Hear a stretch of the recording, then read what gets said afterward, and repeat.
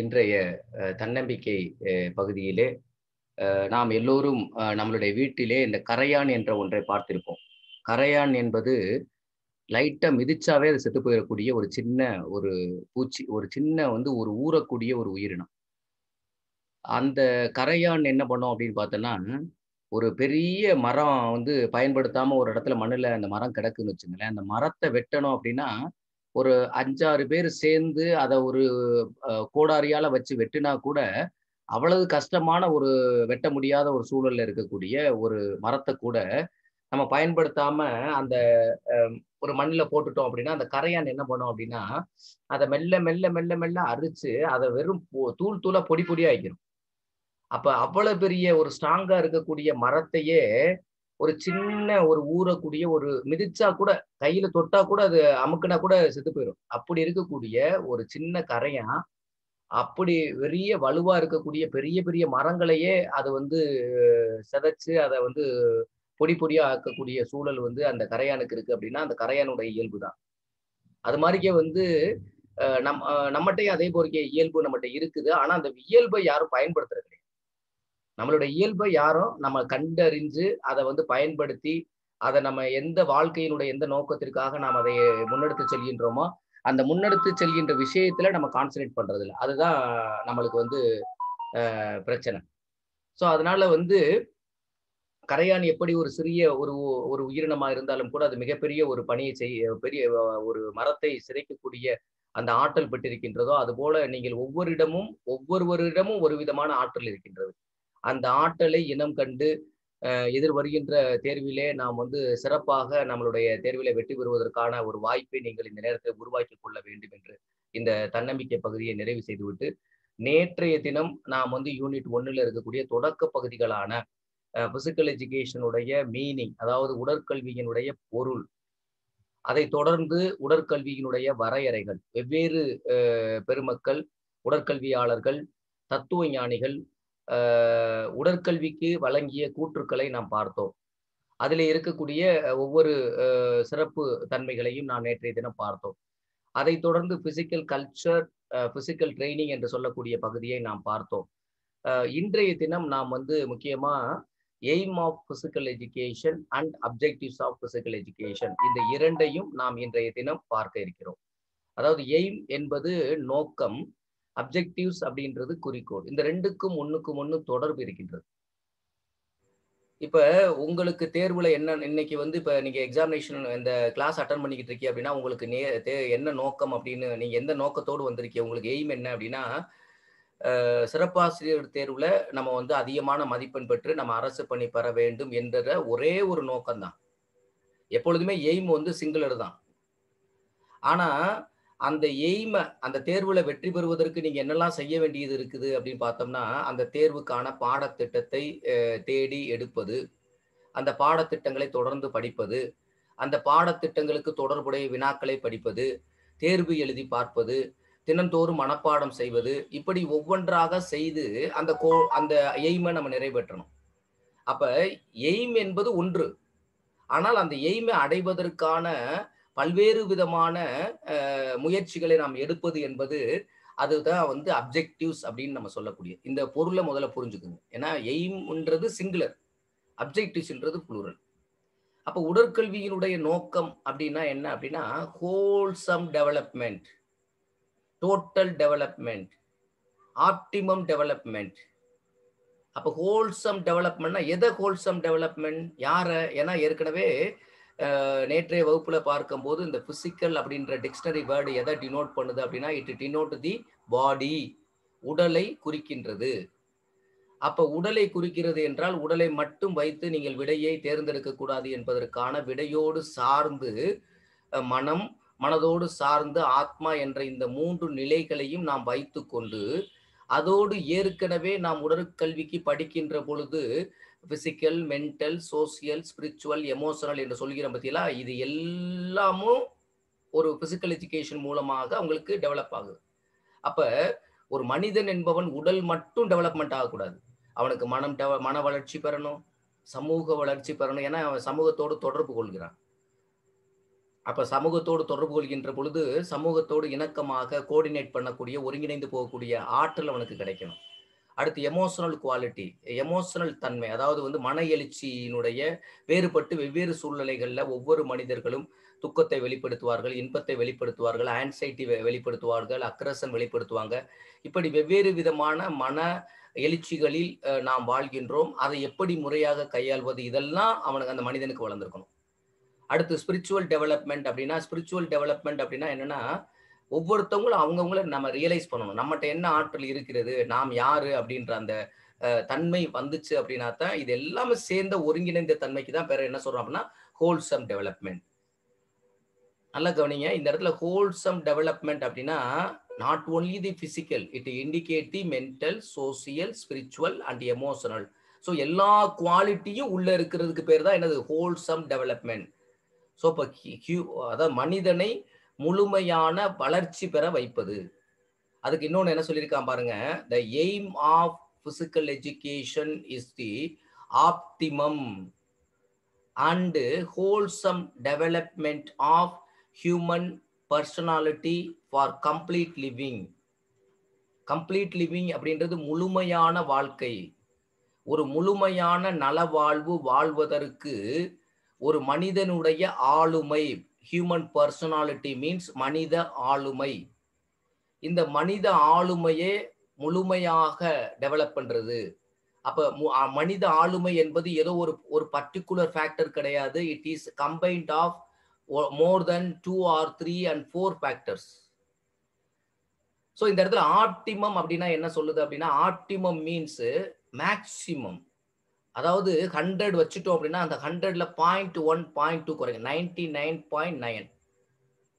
அதாவது மேக்சிமம் அதாவது optimum means எதை சொல்லுது அப்படின்னா, 100% ஃபிக்ஸ் பண்ணோம் அப்படின்னா அந்த 100%ல கொஞ்சம் கம்மியா இருக்குது. அவ்வளவு 99.99%.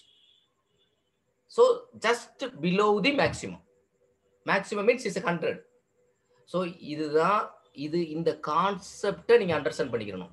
ஏன்னா வினாக்கள் எப்படி கேட்கிறாங்க அப்படின்றது கான்செப்ட் அண்டர்ஸ்டாண்டிங் இருந்தா தான் நீங்க வினாக்களை அட்டன் பண்ண முடியும். இந்த பகுதியை பொறுத்தளவு.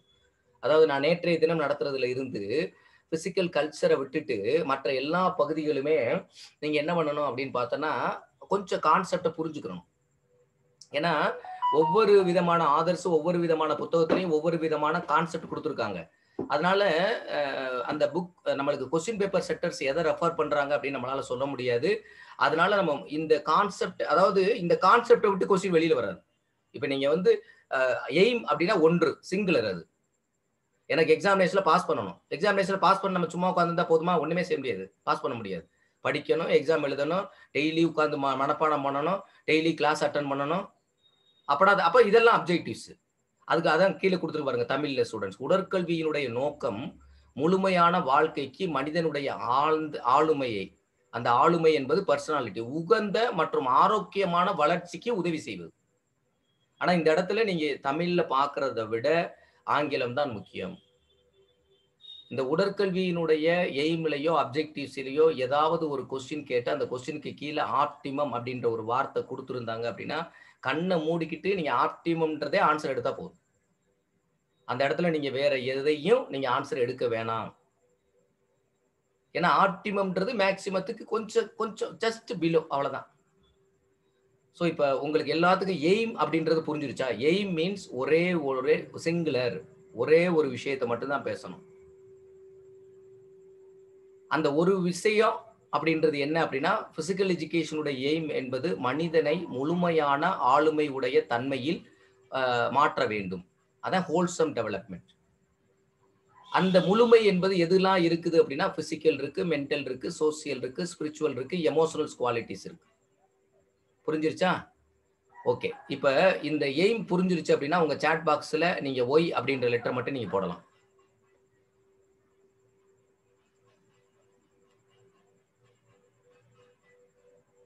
Very good. ஓகே. ஓகே. எல்லாம் புரிஞ்சிருச்சு. Okay. Right. Next.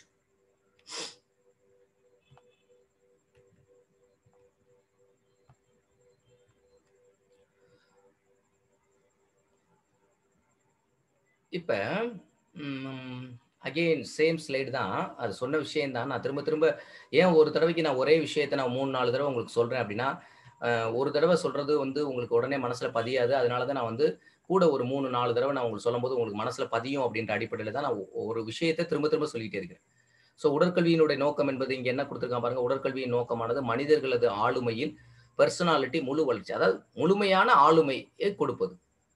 Total பெர்சனாலிட்டிய develop பண்றது. டோட்டல் பெர்சனாலிட்டினா எல்லா குவாலிட்டியா தான் இங்க குடுத்திருக்கான் பாருங்க. இதுல வந்து இன்னும் சில குவாலிட்டீஸ் எல்லாம் சேர்ந்திருக்கு. என்னது? பிசிக்கல் குவாலிட்டி இருக்கு, சைக்காலஜிக்கல் குவாலிட்டீஸ் இருக்குது.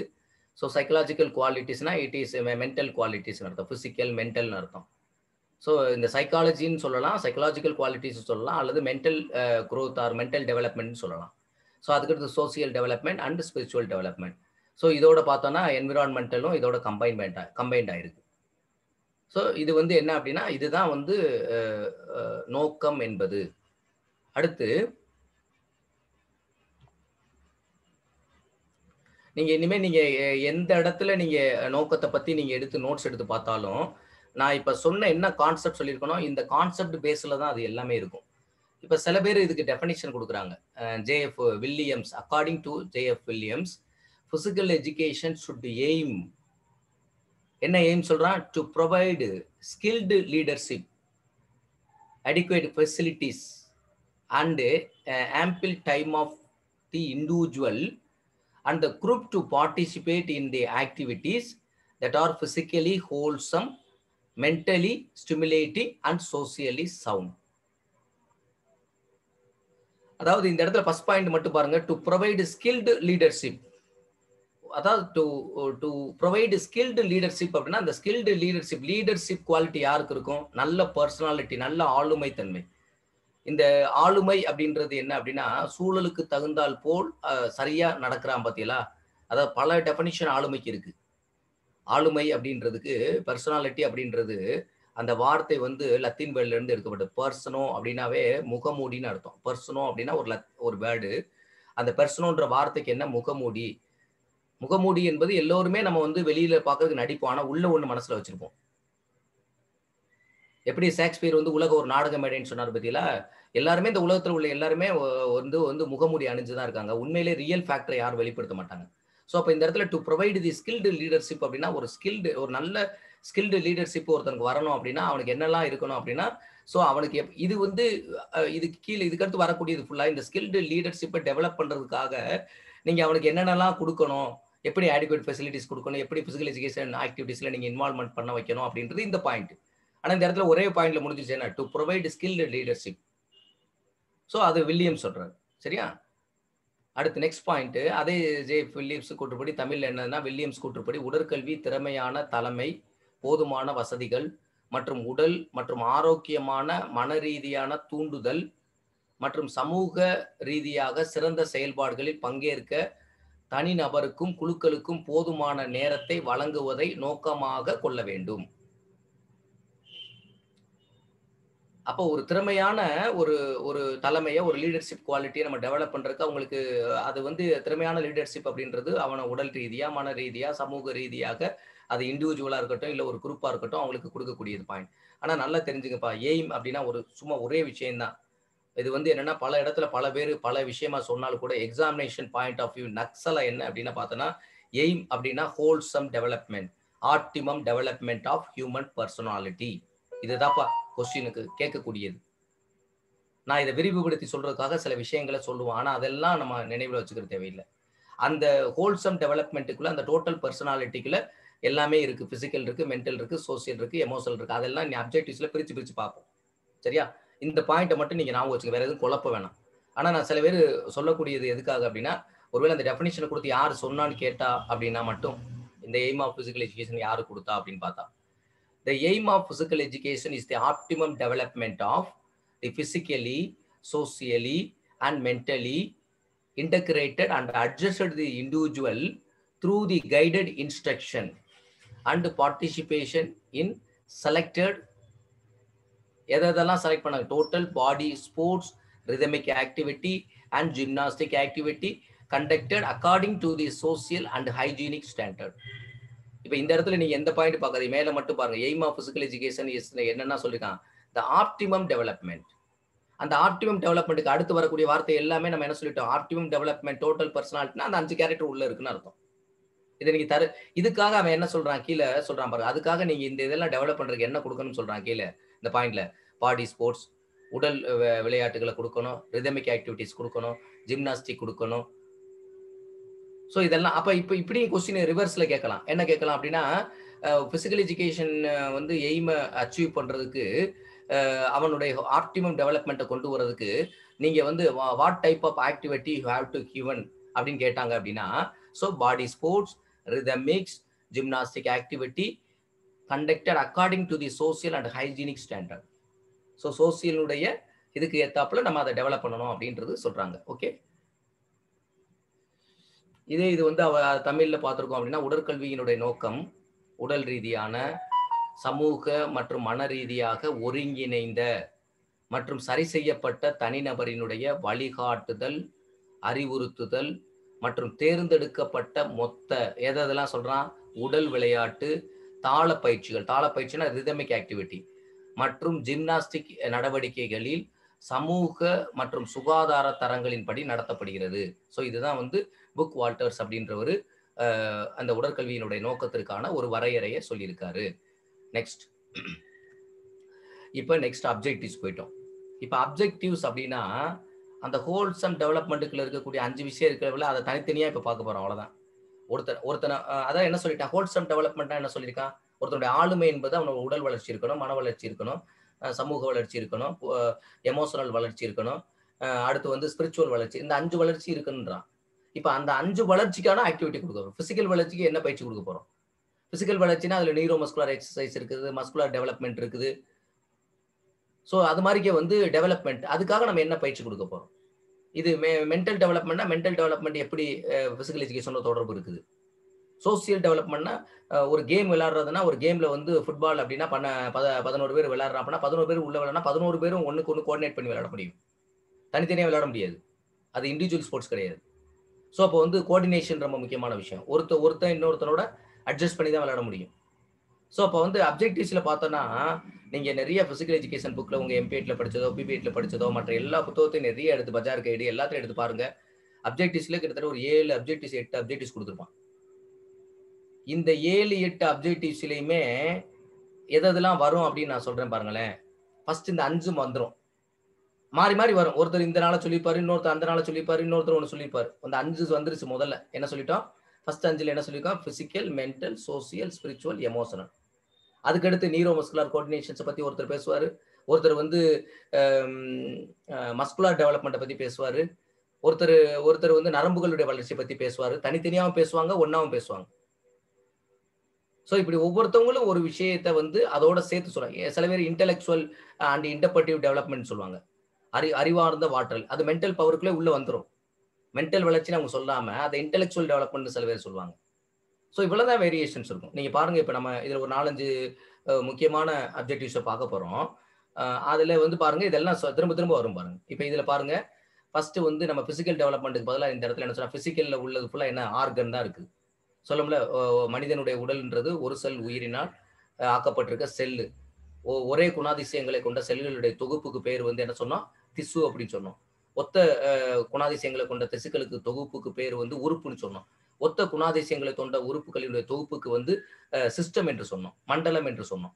அதே சேம் தான். So organic growth and development, மனிதனுடைய வளர்ச்சி வரணும் அப்படின்னா உடம்புல இருக்கக்கூடிய எல்லா உறுப்புகளும் சரியான விகிதத்துல வளர்ச்சி பெறணும். ஒருத்தருக்கு ஹார்ட் வந்து முழுமையா வளரல அப்படின்னா அவனுக்கு ஹார்ட் கெப்பாசிட்டி கம்மியா இருக்கும். ஒருத்தனுக்கு லங்ஸ் முழுமையா டெவலப் ஆகல அப்படின்னா லங்ஸுடைய கெப்பாசிட்டி அவனுக்கு கம்மியா இருக்கும். ஸோ எந்த ஆர்கன் அவனுக்கு முழுமையா வளரலையோ அந்த ஆர்கன் வந்து அவனுக்கு பிரச்சனையை கடைசி வரைக்கும் கொடுத்துக்கிட்டே இருக்கும். இப்ப எக்ஸாம்பிள் பாருங்க, சின்ன வயசுல வந்து குழந்தை பிறந்துருச்சு. ஆனா அந்த குழந்தைக்கு ஆக்டிவிட்டிஸே குடுக்கலைன்னா, அந்த குழந்தையோட குரோத்லாம் எப்படி இருக்கும் அப்படின்னா, மேக்ஸிமம்லாம் இருக்காது. ஏதோ மினிமம் லெவல்ல தான் இருக்கும். அதனால தான் பிசிக்கல் ஆக்டிவிட்டி வந்து ஃபாரின் கண்ட்ரீஸ்லாம் மஸ்ட் குடுக்குறான் சின்ன குழந்தையிலே. ஆனா நம்ம இந்தியால தான் என்ன பண்றோம், குழந்தைகள வந்து பிசிக்கல் எஜுகேஷன் அவ்வளவுதான் வேணாம் அப்படின்ற மாரிக்கே வந்து சிஸ்டத்துல இருக்குது. ஆனா சிஸ்டத்துல இம்ப்ளிமெண்டேஷன் வரும்போது அங்க இருக்கக்கூடிய கல்வியாளர்கள் ஏதோ ஒரு ஸ்டேஜில் தடைப்படுத்துறாங்க. அப்ப அந்த டெவலப்மெண்ட், அப்ப ஆர்கானிக் குரோத் அண்ட் டெவலப்மெண்ட் நல்லா கவனிச்சுங்க. ஒரு physical education we are also doctor. நம்ம எல்லாரும் ஒரு டாக்டர் மாதிரி தான். ஏன்னா பிசிக்கல் ஒரு ஒரு ஒரு ஒரு ஒரு டாக்டருக்கு வந்து உங்களுக்கு சுகர் இருக்கு அப்படின்னா அவர் பிரிஸ்கிரைப் பண்ணுவாரு. நீங்க வந்து வாக்கிங் பண்ணுங்க, ஜாக்கிங் பண்ணுங்க. ஆனா வந்து எவ்வளவு ஜாக்கிங் பண்ணணும்? அவருக்கு ஹார்ட் எவ்வளவு இருக்குது? எந்த வயசு இருக்குது? எல்லாத்தையும் நம்ம ஃபேஸ் பண்ணி நம்ம தான் அவருக்கு ஷெட்யூல் போட்டு குடுக்க முடியும். சோ அதனால தான் நம்ம வந்து one of the doctor. We are the physical doctor. So அப்ப ஆர்கானிக் குரோத் அண்ட் டெவலப்மென்ட் சரியா வளரணும் அப்படின்னா, ஃபர்ஸ்ட் பிசிக்கல் ஆக்டிவிட்டி செய்யணும். செஞ்சா தான் அந்த ஆர்கானிக் குரோத் அண்ட் டெவலப்மென்ட் சரியான வயசுல சரியான அளவு டெவலப்மென்ட் ஆகும். Then second point is the neuro muscular coordinations. So neuro muscular கோஆர்டினேஷன்ன்றது நியூரோன்றது நரம்பு. இப்ப ஆர்கானிக் குரோத் அண்ட் டெவலப்மென்ட்னா தெரியுதாப்பா? ஆர்கானிக் குரோத்னா உறுப்புகளினுடைய வளர்ச்சி மற்றும் முன்னேற்றம். தமிழ்ல. உறுப்புகளினுடைய வளர்ச்சி மற்றும் முன்னேற்றம் சொல்றது தான் ஆர்கானிக் குரோத் அண்ட் தமிழ் ஸ்டூடண்ட்ஸ்க்காக சொல்றேன். தென் second point neuro muscular coordination அப்படின்னு நியூரோ அப்படின்றது நரம்பு. மஸ்குலார் அப்படின்னா தசை. கோஆர்டினேஷன் அப்படின்றது ஒருங்கிணைந்து செயல்படுது. இப்ப நான் இப்படி கையை தூக்குறேன் அப்படின்னா, இப்படி ஒரு பொருளை தூக்கி எறிகிறேன் அப்படின்னா, என்னுடைய தசைகளும், என்னுடைய நரம்புகளும் கரெக்ட்டா கோஆர்டினேட் பண்ணலைன்னா, நான் சரியான இடத்துல அக்யூரேட்டா போட முடியாது. இப்ப ஒருத்தன் தண்ணி சாப்பிட்டுருக்கான் அப்படின்னா, அவனுக்கு வந்து சிறுமூளையினுடைய பகுதி பாதிக்கப்பட்டிருக்கும். அவனுக்கு கோஆர்டினேஷன் இருக்காது அவனுக்கு. அவன் இப்படித்தான் கால வைப்போம்னு நினைப்பான், அவன் கீழ போய் விழுந்துருவான். கரெக்ட்டா நம்ம நடப்போம்னு நினைப்பான், கீழ போய் விழுந்துருவான். சோ அப்ப நியூரோமஸ்குலர் கோஆர்டினேஷன்ன்றது தமிழ்ல வந்து நரம்பு தசைகளினுடைய ஒருங்கிணைந்த வளர்ச்சி. நரம்பு தசைகளுடைய ஒருங்கிணைச்ச வளர்ச்சி நம்ம ஆக்டிவிட்டியே குடுக்கல அப்படின்னு வச்சுக்கங்களேன். பிசிக்கல் எஜுகேஷனாவே என்னது மூவ்மெண்ட் எஜுகேஷன். ஒரு ஆக்டிவிட்டியே குடுக்காம எப்படி நீங்க நரம்புகளையும் தசைகளையும் டெவலப்மென்ட் பண்ண முடியும்? நான் நேத்து சொல்லும்போது சொன்னேன். Micro muscles and macro muscles. Suppose நீங்க வந்து ஹேண்ட் ரைட்டிங் பயிற்சி சின்ன குழந்தையில குடுக்கல அப்படின்னா, அவனுக்கு ஹேண்ட் ரைட்டிங் சரியாவே வராது. காரணம் மைக்ரோ மசில்ஸ் வந்து அவனுக்கு நியூரோ மஸ்குலர் கோஆர்டினேஷன்ஸ் சின்ன குழந்தையில அவனுக்கு குடுக்கல. லேட்டர் ஏஜ்ல டெவலப் பண்ண முடியாது. இப்ப சயின்ஸே ரியாக்ஷன் டைம் டெவலப் பண்றதா இருந்தா வித்தின் தி 10 ஏஜ்க்குள்ள டெவலப்மென்ட் பண்ணியிருக்கணும். 10 ஏஜ்க்கு மேல போனா ரியாக்ஷன் டைமை டெவலப் பண்ண முடியாது. ஸோ அதே மாதிரி 18 வயசுக்கு மேல வந்தாங்கன்னா என்டியூரன்ஸ் நல்லா டெவலப் பண்ண முடியும். ஸ்பீடு குவாலிட்டிலாம் கொஞ்சம் லைஃப்ல ஏர்லி பீரியட்ல டெவலப்மென்ட் பண்ணணும். ஸோ இதெல்லாம் என்ன அப்படின்னு பார்த்தா நியூரோ மஸ்குலர் கோஆர்டினேஷனுடைய வளர்ச்சி வந்து பிசிக்கல் ஆக்டிவிட்டி குடுத்தா வரும் அப்படின்றது. ஸோ அந்த ஹோல்சம் டெவலப்மென்ட் அடையிறதுக்கு அவனுக்கு ஆர்கானிக்கலா நல்லா வளர்ந்திருக்கணும். நரம்பு தசைகளோட ஒருங்கிணைந்த வளர்ச்சி இருக்கணும். அதுக்கடுத்து interpretive and intellectual development. Interpretive and intellectual அறிவு சார்ந்த வளர்ச்சி. அதான் அங்க தமிழ்ல குடுத்திருக்கு பாருங்க. என்ன குடுத்திருக்கு பாருங்க. அதாவது வந்து இன்டர்பர்ட்டிவ் அண்ட் இன்டெலெக்சுவல் டெவலப்மென்ட். அறிவு சார்ந்த வளர்ச்சின்னு குடுத்திருக்கா? Moral characters. Okay.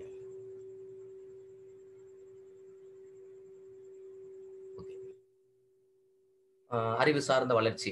Intellectual and interpretive. அறிவு சார்ந்த விளக்கம் மற்றும் இன்டெலெக்சுவல் டெவலப்மென்ட் 2மே. அறிவு சார்ந்த விளக்கம் மற்றும் அறிவு சார்ந்த வளர்ச்சி. தென் சோசியல் டெவலப்மென்ட் அப்படின்றது சமூக வளர்ச்சி. எமோஷனல் டெவலப்மென்ட் அப்படின்றது மன எழுச்சி வளர்ச்சி. ஸோ இதெல்லாம் வந்து என்னன்னா பிசிக்கல் ஆக்டிவிட்டி மூலமா இதெல்லாம் தனித்தனியா பயிற்சி கொடுத்து டெவலப் பண்ணோம் அப்படின்னா அவனை ஒரு முழுமையான மனிதனாக உருவாக்கலாம். அதுதான் உடற்கல்வியினுடைய எய்ம். ஸோ இதெல்லாம் கொடுத்தா இதெல்லாம் சரியா டெவலப் ஆகுது. அவனுக்கு அறிவு சரியா இருக்குது. சமூகத்தோட தொடர்பு கொள்ளும் போது நல்லா ஸ்மூத்தா ஹேண்டில் பண்றான். எமோஷனல் குவாலிட்டி எதுக்கும் டக்குன்னு எமோஷனல் ஆக மாட்டேங்கிறான். பேலன்சிங்காவே இருக்கிறான். ஸோ இதெல்லாம் வந்துருச்சுனாவே அவன் ஹோல்செல் ஒரு முழு மனிதன், முழு ஆளுமை பெற்ற மனிதனா மாறிடான். ஸோ இதெல்லாம் என்னது objectives. So this is are plural form. So இதெல்லாம் ப்ளூரல். சரியா, சிங்குலர் கிடையாது. அதை அச்சீவ் ஆகுறதுக்காக எப்படி எக்ஸாம்பிள் நீங்க பாஸ் பண்றதுக்காக தேர்வு எழுதுறது ஒன்னு வச்சுங்க. தேர்வு எழுதுறது, படிக்கிறது, மனப்பாடம் பண்றது இதெல்லாம் வந்து பத்தியில அது மாதிரி. நெக்ஸ்ட் பாயிண்ட் ஒன் பை ஒன்னா பாருங்க. Organic growth and development proper function of the body system. Body சிஸ்டம்ன்றது மண்டலங்கள். நம்ம உடம்புல இருக்கக்கூடிய எல்லா மண்டலங்களும் ப்ராப்பரா ஃபங்க்ஷன் ஆகணும். ப்ராப்பரா ஃபங்க்ஷனா வேலை செய்யணும் அப்படின்னா அதற்கு வந்து என்னதுன்னா ஒவ்வொரு ஆர்கனும் முறையாக வளர்ச்சி பெற்றிருக்கணும். அப்ப அதுக்கு என்ன தேவை? பிசிக்கல் ஆக்டிவிட்டி கொடுக்கணும். Then second point systematic physical education programme. முறையாக வடிவமைக்கப்பட்ட உடற்கல்வி செயல்பாடுகள் வில் டெவலப் தி எதை டெவலப் பண்ணுதான்? ஒரு முறையாக ஒரு பிசிக்கல் ஆக்டிவிட்டி ஒரு குழந்தைகளுக்கு கொடுக்குறோம் அப்படின்னா அதை எதெல்லாம் டெவலப் பண்ணுதான்? நம்ம உடம்புல மஸ்குலர் ஸ்ட்ரென்த்தை டெவலப் பண்ண, தசையினுடைய பலத்தை வளர்த்துது. அடுத்து தசைகளுடைய என்டியூரன்ஸ். மஸ்குலர் என்டியூரன்ஸ்ன்றது தசையினுடைய தாங்கும் தன்மை. கார்டியோவாஸ்குலர் ஃபிட்னஸ்ன்றது இதயம் தாங்கும் தன்மை. அடுத்து வந்து ஃபிளெக்சிபிலிட்டின்றது வளையும் தன்மை. அடுத்து வந்து ஜாயிண்டினுடைய வளையும் தன்மை. அடுத்து நார்மல் ரிலேட்டிவ் வெயிட்டை வந்து கூட விடாம கரெக்டா மெயின்டைன் பண்றது. And improved posture. நம்மளுடைய பாய்ச்சரை வந்து சரியா வச்சுக்கிறது. ஸோ வந்து இதனுடைய லேட்டர் பீரியடில் நீங்கள் படிப்பீங்க பாடி டிஃபார்மிட்டிஸை பொறுத்து. பாடி டிஃபார்மிட்டிஸில் வந்து ஹைப்போசிஸ்ன்றது இருக்குது, லாடோசிஸ்ன்றது லம்பார் ரீஜியன் வளைஞ்சிக்கிறது இருக்குது, ஸ்கோலியோசிஸ்ன்றது லேட்டரல் கர்வேச்சர் இருக்குது. அதே மாதிரிக்கு வந்து போவுலக் அப்படின்றது 2 நாக்குடு நீன்றது 2 நீ நாக்கு ஆயிக்கிறது. லாக் ஆகிட்டு இப்படி நடப்பான். படத்தில் சில படத்தை பார்த்தா தெரியும். போவுலக்குன்றது இப்படி இருக்கும், இப்படி நடப்பான். இது மாதிரி வச்சுட்டு இது மாதிரி நடப்பான் போவுலக். அப்புறம் ஃபிளாட் ஃபுட் அப்படின்றது இதெல்லாம் பாடியினுடைய டிஃபார்மிட்டிஸ். ஃபிளாட் ஃபுட் இருக்கிறது சில பேருக்கு ஆர்ச்சஸ் இருக்காது ஃபுட்டில். ஸோ அவனால் வந்து அவன் ஆர்ச்சஸ் ஆஃப் ஃபுட்டு இல்லை அப்படின்னாவே அவனால் வந்து என்ன பண்ணணும்னா ஒரு அத்லெட்டை பெர்ஃபார்ம் பண்ண முடியாது. ஸோ ஏர்லியர் ஸ்டேஜ்லேயே ஆர்ச்சஸ் இல்லை அப்படின்னா அதுக்கான சில பயிற்சிகள் இருக்குது, அதை நம்ம கொடுக்கணும். ஸோ இதெல்லாம் என்ன அப்படின்னு பார்த்தோன்னா ஆர்கானிக் growth அண்ட் டெவலப்மெண்ட்டில் நம்மளுக்கு சொல்லக்கூடிய விஷயங்கள். தென் நெக்ஸ்ட் பார்த்தோன்னா நியூரோமஸ்குலர் கோஆர்டினேஷன் அப்படின்றது a harmonious functioning of nerves and muscles system to produce a desired movement. இப்போ நான் இங்கேருந்து ஒரு ஜம்ப் பண்ணணும் அப்படின்னு வச்சுக்கலேன், இல்லை ஒரு ஹாப் ஸ்டெப் ஜம்ப் பண்ணணும், இல்லை ஒரு லாங் லம் ஜம்பில் ஒரு அப்ரோச் ரன் பண்ணணும், டேக் ஆஃப் பண்ணணும், லேண்டிங் பண்ணணும் அப்படின்னு வச்சுக்கலேன், எனக்கு வந்து என்னென்னா எனக்கு என்ன இருக்கணும், to produce a desire moment. To produce desire மூமெண்ட்னா நீங்கள் விருப்பப்படுகின்ற அந்த நகர்வை நீங்கள் சரியாக செய்யணும் அப்படின்னா உங்களுக்கு என்ன வேணும் அப்படின்னா இட்ஸ் எ ஹார்மோனியஸ், முறையான ரிதமிக்கான நரம்புகள் தசைகளினுடைய அந்த ஃபங்க்ஷன் இருந்தால் மட்டும்தான் உங்களால் எந்த செயலையும் செய்ய முடியும். ஸோ ஃபிசிக்கல் ஆக்டிவிட்டின்றது with moment, not without moment. So with moment வரணும் அப்படின்னா மஸ்குலர் கண்ட்ராக்ஷன் நடக்கணும். ஸோ மஸ்குலர் கண்ட்ராக்ஷன் நடக்கணும் அப்படின்னா proper functioning of nerves and muscles. Then second point, systematic physical education program the following skill developed. என்னென்ன ஸ்கில்லாம் physical education ப்ரோக்ராமில் develop பண்ணுது அடுத்து பாருங்கப்பா. 3 முக்கியமான விஷயம்ப்பா. சில கொஸ்டினில் என்ன கேட்பான் அப்படின்னா, இப்போ லோக்கோமோட்டார் ஸ்கில்னு கொடுத்துட்டு கீழே என்ன கொடுத்துருப்பான் அப்படின்னு பார்த்தோன்னா வாக்கிங் அப்படின்னு கொடுத்துருப்பான். ஏல பியில் வந்து ட்ரிபிளிங் அப்படின்னு கொடுத்துருப்பான். சியில் வேறு ஏதாவது ஒன்று கொடுத்துருப்பான். டியில் நனாப்திஸ்ன்னு கொடுத்துருப்பான். ஸோ லோக்கோமோட்டார் ஸ்கில் அப்படின்னா நோட் பண்ணி வச்சுக்கப்பா உங்கள் நோட்ஸில். லோக்கோமோட்டார் ஸ்கில்னா பேசிக் ஃபண்டமெண்டல்ஸ், அதாவது வாக்கிங், குதித்தல், ஓடுதல், இதெல்லாம் வந்து basic skills, basic locomotor skills. Fundamental இதெல்லாம் walking, running, pulling, pushing, rope கிளைம்பிங்லாம் பண்ணுறோம் பார்த்தீங்களா, இதெல்லாம் வந்து என்ன அப்படின்னு பார்த்தோன்னா ஒரு பேசிக்கான ஒரு லோக்கோமோட்டார் ஸ்கில்ஸ். ஸோ இதை நோட் பண்ணி வச்சுங்க. அடுத்து நெக்ஸ்ட் வந்து ஃபண்டமெண்டல் ஸ்கில்ஸ் அப்படின்னா நம்ம கேம்ஸில் இருக்கக்கூடிய ஒவ்வொரு கேமில் இருக்கக்கூடிய அந்தந்த கேமில் இருக்கக்கூடியது. வாலிபால்னால் underarm pass, overhead pass, service, so இதெல்லாம் வரக்கூடியது. அதே மாதிரிக்கு வந்து ஃபுட்பால்னால் dribbling, passing, kicking, shooting, so இதெல்லாம் அதனுடைய ஸ்கில்ஸ். ஃபண்டமெண்டல் ஸ்கில்ஸுக்கும் அட்வான்ஸ் ஸ்கில்லுக்கும் வித்தியாசம் இருக்குது. சரியா? ஃபண்டமெண்டல் ஸ்கில்ஸ்னால் பேசிக். இப்போ வந்து ஒரு ஹாக்கி அப்படின்னா எடுத்துகிட்டு வந்துச்சுன்னா ஒரு ட்ரிபிளிங் இருக்கும், கிட்டிங் இருக்கும், புஷ்ஷிங் இருக்கும், ஃப்ளிக் இருக்கும், ஸ்கூப் இருக்கும். இது பேசிக் ஸ்கில். இதுக்கடுத்து ஏதாவது பண்ணுறான் அப்படின்னா அது அட்வான்ஸ் ஸ்கில்ல வரும். இப்போ சிஸ்டர் கிக்கு, பனானா கிக்லாம் இருக்குன்னு வச்சுக்கலாம், இதெல்லாம் அட்வான்ஸ் ஸ்கில்லு ஃபுட்பாலில்.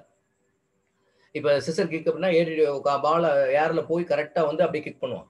ஸோ இதெல்லாம் வந்து அட்வான்ஸ் ஸ்கில். அதை வந்து பேசிக் ஸ்கில்ல கொண்டு வர முடியாது. தென் நெக்ஸ்ட் வந்து இப்படி ஒவ்வொரு கேம்லையுமே நம்மளுக்கு இதை டெவலப் பண்ணுறதுலாம் கூட என்னன்னா கரெக்டாக இந்த ஸ்கில்ல செய்யணும்னா நம்மளுடைய நரம்பு தசைகளுடைய வளர்ச்சி கரெக்டாக இருக்கணும். Then next motor factors. நான் அடிக்கடி சொல்லிக்கிட்டே இருக்கேன், மோட்டார் ஃபேக்டர்ஸ் ரொம்ப முக்கியமான விஷயம் அப்படின்னு. செயல் நரம்புகள், சரியா? மூளையில் உள்ளே போகக்கூடிய நம்மளுடைய புலன் உறுப்புகள்லேருந்து போகக்கூடிய செய்திகளை எடுத்து மூளைக்கு போகக்கூடிய நரம்புக்கு பேர் வந்து சென்சரி நர்வ்ஸ். இதற்கு இன்னொரு பேர் வந்து அஃப்ரன் நர்வ் அப்படின்னு சொல்லுவாங்க. இதே இது மூளை அந்த எடுத்துகிட்டு போன சென்சேஷன் எடுத்துகிட்டு போச்சு, நாக்கில் ஒரு லட்டை வச்சுருக்கோம், அந்த சென்சேஷனை பிரெயினுக்கு எடுத்துகிட்டு போகுது, அது லட்டு தான் அப்படின்னு சொல்லிட்டு அந்த செயல் நரம்புகள் மோட்டார் நர்வ்ஸ், அதுக்கு பேர் எஃப்ரன் நர்வ்ஸ்ன்னு சொல்லுவாங்க. அந்த அந்த நரம்புகள் மூலமாக அது பதிலை கொண்டு வரும். ஸோ மோட்டார் ஃபேக்டர்ஸ் அப்படின்றது என்ன அப்படின்னா பார்த்தோன்னா accuracy, rhythm, balance, agility, so இதெல்லாம் கூட நம்மளால் டெவலப் பண்ண முடியும். Then last one is the recreational skills. So ஆரம்பத்தில் ஃபிசிக்கல் எஜுகேஷன் அப்படின்னு வரும்போதே அது ரெக்ரியேஷன் ஓரியன்ட் தான். எந்த புக்கிலையும் பாருங்க ரெக்ரியேஷன்ற வார்த்தை இல்லாமல் இருக்குது. ரெக்ரியேஷன்றது புத்துணர்வு ஊட்டும் விளையாட்டுகள், மைனர் கேம்ஸ்னு சொல்லுவாங்க. There is no rules and regulations. இத்தனை மினிமம் நம்பர்ஸ், இவ்வளோ நம்பர்ஸாக இருக்குன்னுலாம் தேவை கிடையாது. ரெக்ரியேஷனில் 1000 பேர் கூட விளையாடலாம். இப்போ ரேட் அண்ட் கேட் அப்படின்னு ஒரு கேம் இருக்குது. 2000 பேர் ஸ்கூல் டோட்டல் ஸ்ட்ரென்த்துமே பற்றி நடத்தலாம். Rate and gate. அப்படியே ஒரு ஒரு ஒரு ரேட்டு ஒரு கேட்டு 2 பேரை மட்டும் செலக்ட் பண்ணிக்கிற வேண்டியது. ரேட்டு வரும்போது என்னன்னா எல்லாரும் வழி விடணும். கேட்டு வந்தால் லாக் பண்ணிக்கணும். திரும்பி 3000 பேர் ஒரே நேரத்தில் விளையாடலாம். 3000 பேர், 5000 பேர், 10,000 பேர் கூட விளையாடலாம். ஃபைல் ஃபார்மேஷன் எடுத்துக்கிற வேண்டியது, கையை கரெக்டாக லாக் பண்ணிட வேண்டியது. கரெக்டாக அப்படி ரேட் வந்துச்சு அப்படின்னா அதுக்கு நம்ம கரெக்டாக இடம் கேப் கொடுத்துக்கணும், கையை எடுத்துட்டு. அதே இது கேட் வந்துச்சுன்னா லாக் பண்ணிடணும். அது வேற வழியில ஓடணும் பிடிக்கிறது. ஸோ இது பார்த்தீங்கன்னா பாருங்க, ஒரு ஒரு ஒரு சின்ன கேமு எவ்வளோ பேர் விளையாடலாம் பாருங்க ஒரே டயத்துல. ஸோ இதெல்லாம் என்னன்னா ரெக்ரியேஷன், ஹைக்கிங் போறது, அதே மாரி போட்டிங் போறது, ஷால் பி டெவலப்டு. ஸோ இதெல்லாம் என்ன அப்படின்னு பார்த்தோம்னா, நம்மளுடைய நியூரோமஸ்குலர் கோஆர்டினேஷன்ஸ் மூலமா நம்ம டெவலப்மெண்ட் பண்ண முடியும் அப்படின்றது சொல்றாங்க. நெக்ஸ்ட் பாயிண்ட் பார்த்தோம் அப்படின்னா, இன்டர்பர்ட்டிவ் அண்ட் இன்டெலெக்சுவல் டெவலப்மெண்ட். ஒரு பிளேயர் வந்து நல்ல ஸ்கில் மட்டும் இருந்தா பத்தாது. அந்த ஸ்கில்லோட அவனுக்கு இன்டெலெக்சுவல் இருக்கும். நல்லா படிச்சா மட்டும் போதாது. படிச்ச கொஸ்டின கரெக்ட்டா புரிஞ்சுகிட்டு எக்ஸாமினேஷன்ல போய் பிரசன்டேஷன் பண்ணணும். அது ரொம்ப முக்கியமானது. எல்லாம் வாத்தியார் சொல்றதெல்லாம் நல்லா கேட்டுட்டு, எல்லாத்தையும் அப்படியே போய் கடைசியில எக்ஸாமினேஷன்ல பிரசன்டேஷன் பண்ணல அப்படின்னா, அதான் கிளைமேக்ஸ். கிளைமேக்ஸ்ல தான் பெர்ஃபார்மன்ஸ் பண்ணணும். ஸோ அதுதான் இங்க இந்த இந்த பாயிண்ட் அது வலியுறுத்துது. என்ன சொல்றாங்க? The ability to explore. The எபிலிட்டினா உங்களுடைய திறமை டூ எக்ஸ்ப்ளோர் பண்ணணும். நீங்க வெளிப்படுத்தணும். எக்ஸ்ப்ளோர் மீன்ஸ் வெளிப்படுத்துறது. எப்படி வெளிப்படுத்தணும்? அப்படி இல்லன்னா டூ டிஸ்கவர். அப்படி இல்ல நீங்க புதுசா டிஸ்கவர் பண்ணணும் அப்படின்னா, புதுசா கண்டுபிடிக்கிறது இல்ல. நீங்க அந்த விஷயத்துக்கு என்ன சரியான ஆன்ஸர்ன்றது அது. அடுத்து டூ அண்டர்ஸ்டாண்ட். சரியா புரிஞ்சுக்கிறது. To understand. To acquire knowledge. அதன் மூலமாக நீங்க அறிவை பெறுதல். இப்ப நான் ஒரு விஷயத்த சொல்லித் தரேன் எய்ம்னா, இனிமே எய்ம பத்தி எந்த கொஸ்டின் கேட்டாலும் ஆன்சர் பண்ணணும். அப்ஜெக்டிவ்ஸ பத்தி கொஸ்டின் கேட்டா ஆன்சர் பண்ணணும். ஸோ இந்த நான் சொல்றது மூலமா என்ன சொல்றேன்? To acquire knowledge. உங்களுக்கு நாலேட்ஜ் வந்திருக்கு. And to make value judgment. So value ஜட்ஜ்மென்ட்னா சரியான ஒரு அந்த சரியான ஒரு விஷயத்தை தேர்ந்தெடுப்பது. ஜட்ஜ்மென்ட்னா தீர்ப்புன்னு வச்சுக்கலாம். அப்படின்னா ஒரு சரியான ஒன்றை தேர்ந்தெடுப்பது. இதெல்லாம் எதன் மூலமா கொடுக்கும்? இந்த எபிலிட்டிலாம் எப்படி வரும்? Intellectual ability. நல்லா கவனிங்க. அகைன் மறுபடியும் சொல்றேன். The ability to explore. எக்ஸ்ப்ளோர்னா வெளிப்படுத்துறது. எபிலிட்டினா திறமை. இன்டர்பிரட்டிவ் ஸ்கில்லுனா என்ன அப்படின்னா, உங்களுடைய திறமைய நீங்க கரெக்ட்டா வந்து புதுசா ஒரு விஷயத்த கண்டுபிடிக்கிறதுலயோ, இல்ல வெளிப்படுத்துறதையோ, இல்ல ஒரு விஷயத்த நீங்க புரிஞ்சுக்கிறதுலயோ, இல்ல ஒரு விஷயத்த ஒரு நாலேட்ஜ நீங்க தெரிஞ்சுக்கிறதுனாலயோ, இல்ல ஒரு வேல்யூவான ஜட்ஜ்மென்ட். ஒருத்தவங்க ஒரு விஷயம் சொல்றாங்கன்னா, அதுக்கு இது இப்படி வராதுப்பா, இது இப்படி செஞ்சா சரிப்பா. அதுபடி அவங்க செஞ்சாங்கன்னா பிரச்சனை சால்வ் ஆயிருக்கும். ஸோ இதெல்லாம் என்ன அப்படின்னா, it's interpretive and intellectual development. Then second point. Every sportsman must know the rules and regulations. So இது கூட வந்து ஒன் ஆஃப் தி அறிவு சார்ந்த வளர்ச்சி தான். இப்போ knowledge of games rules and safety measurements இதெல்லாம் தெரிஞ்சா தான் ஒரு பிளேயர் வந்து கரெக்டாக சக்ஸஸ்ஃபுல்லாக ஒர்க் பண்ண முடியும். ஒருத்தனுக்கு வந்து கேம்ஸ் ரூல்ஸ் தெரியல, ரூல்ஸ் அண்ட் ரெகுலேஷன் தெரியல அப்படின்னு வச்சுங்களேன், அவன் நிறைய கமிட்டட் மிஸ்டேக் பண்ணுவான். இப்போ பேஸ்கெட் பால் அப்படின்னு வச்சுங்களேன், 5 தான் பர்சனல் பவுல். பர்சனல் பால் 5க்கு மேலே போச்சுன்னா அவனுக்கு ஆப்போனண்ட்டுக்கு ஃப்ரீ த்ரோ. அந்த 10 மினிட்ஸ் ஃப்ரீ த்ரோ ஆகிட்டே இருக்கும். ஸோ ஏன்னா அதில் வந்து நிறைய பர்சனல் பவுல் வர்றதுக்கு நிறைய வாய்ப்பு. அதே மாதிரி டீம் பவுல்லாம் மேக்ஸிமம் பவுல் தான். அதுக்கு மேலே போயிடுச்சுன்னா ஃப்ரீ த்ரோ கொடுத்துக்கிட்டே இருப்பான் ஆப்போனண்ட்டுக்கு. அவன் பாட்டுக்கு எந்த இடத்துல என்ன மிஸ்டேக் பண்ணாலும் ஃப்ரீ த்ரோக்கு வந்துடும். அதனால தான் சொல்றேன் சேஃப்டி மெஷர்மெண்ட்ஸ். விளையாடும் போது வந்து சும்மா ஏதோ ரஃப்பா விளையாட முடியாது. விளையாடும் போது நம்மளுக்கு சேஃப்டி மெஷர்ஸ் இருக்குது. அப்ப விளையாட்டுல சேஃப்டி மெஷர்ஸ் வந்து அந்த அந்த பிளேயருக்கு கரெக்ட்டா பர்ட்டிகுலரா தெரிஞ்சிருக்கணும். So these are the quality connected with the intellectual and interpretive developments. The next point, the strategies and the technique involved in organized activities. இப்ப நிறைய பார்த்தோம்னா strategies இருக்கு பார்த்தீங்களா? அதாவது நுட்பங்கள், டெக்னிக்ஸ் இதெல்லாம் பார்த்தோம் அப்படின்னு வச்சுங்களேன். அந்த கேம்ல இப்ப நம்ம அப்ளை பண்ண வேண்டியது இருக்குது. வெறும் ஸ்கில் மட்டும் ஒரு பிளேயருக்கு இருந்தா பத்தாது. ஆனா வந்து இப்ப எக்ஸாம்பிள் ஃபார் வந்து ஒருத்தன் கோல் பண்ணிட்டான். நம்ம 3 கோல் போட்டிருக்கோம். ஆப்போனன்ட் வந்து ஒண்ணுமே கோல் போடல. அப்பனா வந்து இப்ப நம்ம வந்து டிஃபென்ஸ் ஆடணுமா? இல்ல அஃபென்ஸ் ஆடணுமா? இல்ல நம்ம கோல் மறுபடியும் ஷூட் பண்றதுக்கு ட்ரை பண்ணணுமா? ஸோ இந்த இடத்துல ஒரு முடிவு எடுக்கிறது ஒரு விஷயம். இப்ப நான் ஒரு கோல் தான் போட்டிருக்கேன். அவன் ஒரு கோல் கூட போடல. அப்பனா ஒரு கோல் எப்ப வேணாலும் திரும்பும். அதனால நம்ம வந்து மறுபடியும் அஃபென்சிவ் ஸ்ட்ராட்டஜி தான் நம்ம ஃபாலோ பண்ணணும். ஸோ இப்படி வந்து டெக்னிக், டாக்டிக்ஸ் இதுக்கெல்லாம் வந்து இன்டெலெக்சுவல் ஒர்க் பண்ணணும். பிளேயர் பிசிக்கலா மட்டும் விளையாண்டா பத்தாதுங்க. முடியவே முடியாது. கபடி பிளேயர் நல்ல பிளேயரா இருப்பான். ஆனா அவனுக்கு கரெக்ட்டா எந்த டயத்துல எப்படி ஒர்க் பண்ணணும், அந்த விளையாடணும், அந்த இன்டெலெக்சுவல் இல்லைன்னா விளையாட்டு பண்ணவே முடியாது. விளையாட்டுனா ஏதோ உடல் வளர்ச்சி உள்ள மட்டும் செய்றது கிடையாது. The next point, body functioning and its relationship to physical activity. நீங்க என்ன பிசிக்கல் ஆக்டிவிட்டி பண்றீங்களோ அதுக்கு ஏத்தாப்புல உங்களுடைய பாடி ஃபங்க்ஷனும் ரிலேஷன்ஷிப் இருக்கு. இப்ப எக்ஸாம்பிள் ஃபார் வந்து ஒருத்தனுக்கு வந்து லங்ஸ் வால்யூம் கம்மியா இருக்கு அப்படின்னு வச்சுங்களேன். அவன் வந்து பிராணாயாம பயிற்சி பண்றான். இல்லாட்டா லாங் டிஸ்டன்ஸ் ஓடிக்கிட்டு இருக்கான். இல்லாட்டா ஒரு ஏரோபிக் எக்சர்சைஸ் பண்றான் அப்படின்னா ஆட்டோமேட்டிக்கா அவனுடைய லங் கெப்பாசிட்டி இன்க்ரீஸ் ஆகும். ஸோ ப்ராப்பரா அவனுக்கு வந்து பிளட் சப்ளை எல்லாம் உடம்புல இல்ல, சர்க்குலேஷன்ஸ் இல்ல அப்படின்னு வச்சுங்களேன். அவன் வந்து ஒரு ஒரு ஒரு ஒரு மினிமம் 20 மினிட்ஸ் வாக் பண்ணிட்டு வரான்னு வச்சுக்கோங்களேன். ஸோ ஹெட் டு டோல வந்து பிளட் சர்க்குலேஷன்ஸ் வந்து டோட்டலா மூவ் ஆகும். அதான் சொல்றேன். அடுத்து நெக்ஸ்ட் பாயிண்ட் என்ன சொல்றான் பார்த்தீங்கன்னா, a development of appreciations for personal performance. Use of judgment related to distance, time space, force, speed and directions etcetera. நல்லா கவனிங்க. ஒரு எந்த விஷயத்துல இப்ப எக்ஸாம்பிள் பார் வந்து பேட்மிண்டன் ஆடுறதுக்கும் பால் பேட்மிண்டன் ஆடுறதுக்கும் வித்தியாசம் இருக்குது. பால் பேட்மிண்டன் பயங்கர ஃபோர்ஸாலாம் அடிக்க முடியாது. பேட்மிண்டன் ஃபோர்ஸா தான் அடிக்கணும். ஆனா இப்ப வந்து ஒவ்வொரு விஷயத்திலுமே ஒவ்வொரு ஸ்கில்லயுமே உங்களோட ஜட்ஜ்மெண்ட் இருக்கு. எப்படி எவ்வளவு டிஸ்டன்ஸ் ஒரு பால் எத்துறோம்னா, ஒரு ஆப்போனன்ட்க்கு நம்ம நம்ம ஒரு பிளேயருக்கு பால் சப்ளை பண்ணணும். ஒரு ட்ரிபிளிங் ஒரு ஒரு ஃபுட்பால் கிக் பண்ணணும் அப்படின்னு வச்சுக்கோங்களேன். அந்த கிக் பால் பண்ணும்போது அந்த பால் எந்த டிஸ்டன்ஸ்ல நம்ம பண்ணணும். ஆப்போனன்ட் எவ்வளவு தூரத்துல இருக்கிறான். அவனுக்கு பக்கத்துல நம்மளுடைய டீம்மேட்டுக்கு எப்படி நம்ம போடணும். அப்படி போடணும். அதுக்கு பிறகு ஆப்போனன்ட்க்கு முன்னாடி நம்ம ஆள் இருக்கான். பால வந்து நீங்க நேரா குடுத்தீங்க அப்படின்னா அவன் எடுத்துட்டு போயிடுவான். சோ அப்போ வந்து ஒவ்வொரு விஷயத்திலுமே என்ன இருக்குன்னா, உங்களோட ஜட்ஜ்மெண்ட் இருக்கு. என்ன இருக்கு? எந்த டிஸ்டன்ஸ்ல பால கிக் பண்ணணும், இல்ல எந்த டிஸ்டன்ஸ்ல பால தூக்கி போடணும், இல்ல எந்த டிஸ்டன்ஸ்ல ராக்கெட் பண்ணணும். சோ அதனுடைய டைம் எப்படி பண்ணணும், டைம் சென்ஸ் இருக்கணும், ஸ்பேஸ் எவ்வளவு ஸ்பேஸ் இடைவெளி இருக்கணும், ஃபோர்ஸ் எவ்வளவு இருக்கணும், எவ்வளவு ஃபோர்ஸ் அப்ளை பண்ணணும். சும்மா இங்க பக்கத்துல இருக்க பிளேயருக்காக ஃபோர்ஸ் அடிச்சோம்னு வச்சுங்க, பால் வேகமா ஓடி போயிடும். சோ இங்கனக்குள்ள டேப் பண்ணி விட்டா போதும். ஒரு ஒரு ஹாக்கி ஆடி இருக்கானா, ஹாக்கி வந்து சும்மா டேப் பண்ணா போதும். அதுக்காக ஸ்டிக்க வச்சு ஒரே அடி அடிக்கக்கூடாது. ஹிட் பண்ணக்கூடாது. சோ இதெல்லாம் என்ன அப்படின்னா ஸ்பேஸ், ஃபோர்ஸ், ஸ்பீடு, டைரக்ஷன்ஸ். சில பேர் ஸ்போர்ட்ஸ் அடிக்க வருவான் ஷட்டில் ராக்கெட்ல டக்குன்னு அப்படியே ட்ராப் போட்டுருவான். சோ இதெல்லாம் என்ன அப்படின்னு பார்த்தோம்னா, இதெல்லாம் என்ன அப்படின்னா பார்த்தோம்னா ஒரு இன்டெலெக்சுவல் டெவலப்மெண்ட்ஸ். சோ இத பத்தி தான் பேசுவோம். Shall be developed through the participation in various games and sports. So வெவ்வேறு விதமான விளையாட்டுகளிலும் அதே மாதிரி தனித்திறன் போட்டிகளிலும் கலந்து கொள்கின்ற பொழுது இதெல்லாம் நம்மளுக்கு டெவலப்மெண்ட் ஆகுது அப்படின்றத நம்மளுக்கு சொல்றாங்க. Okay, next point. Social development.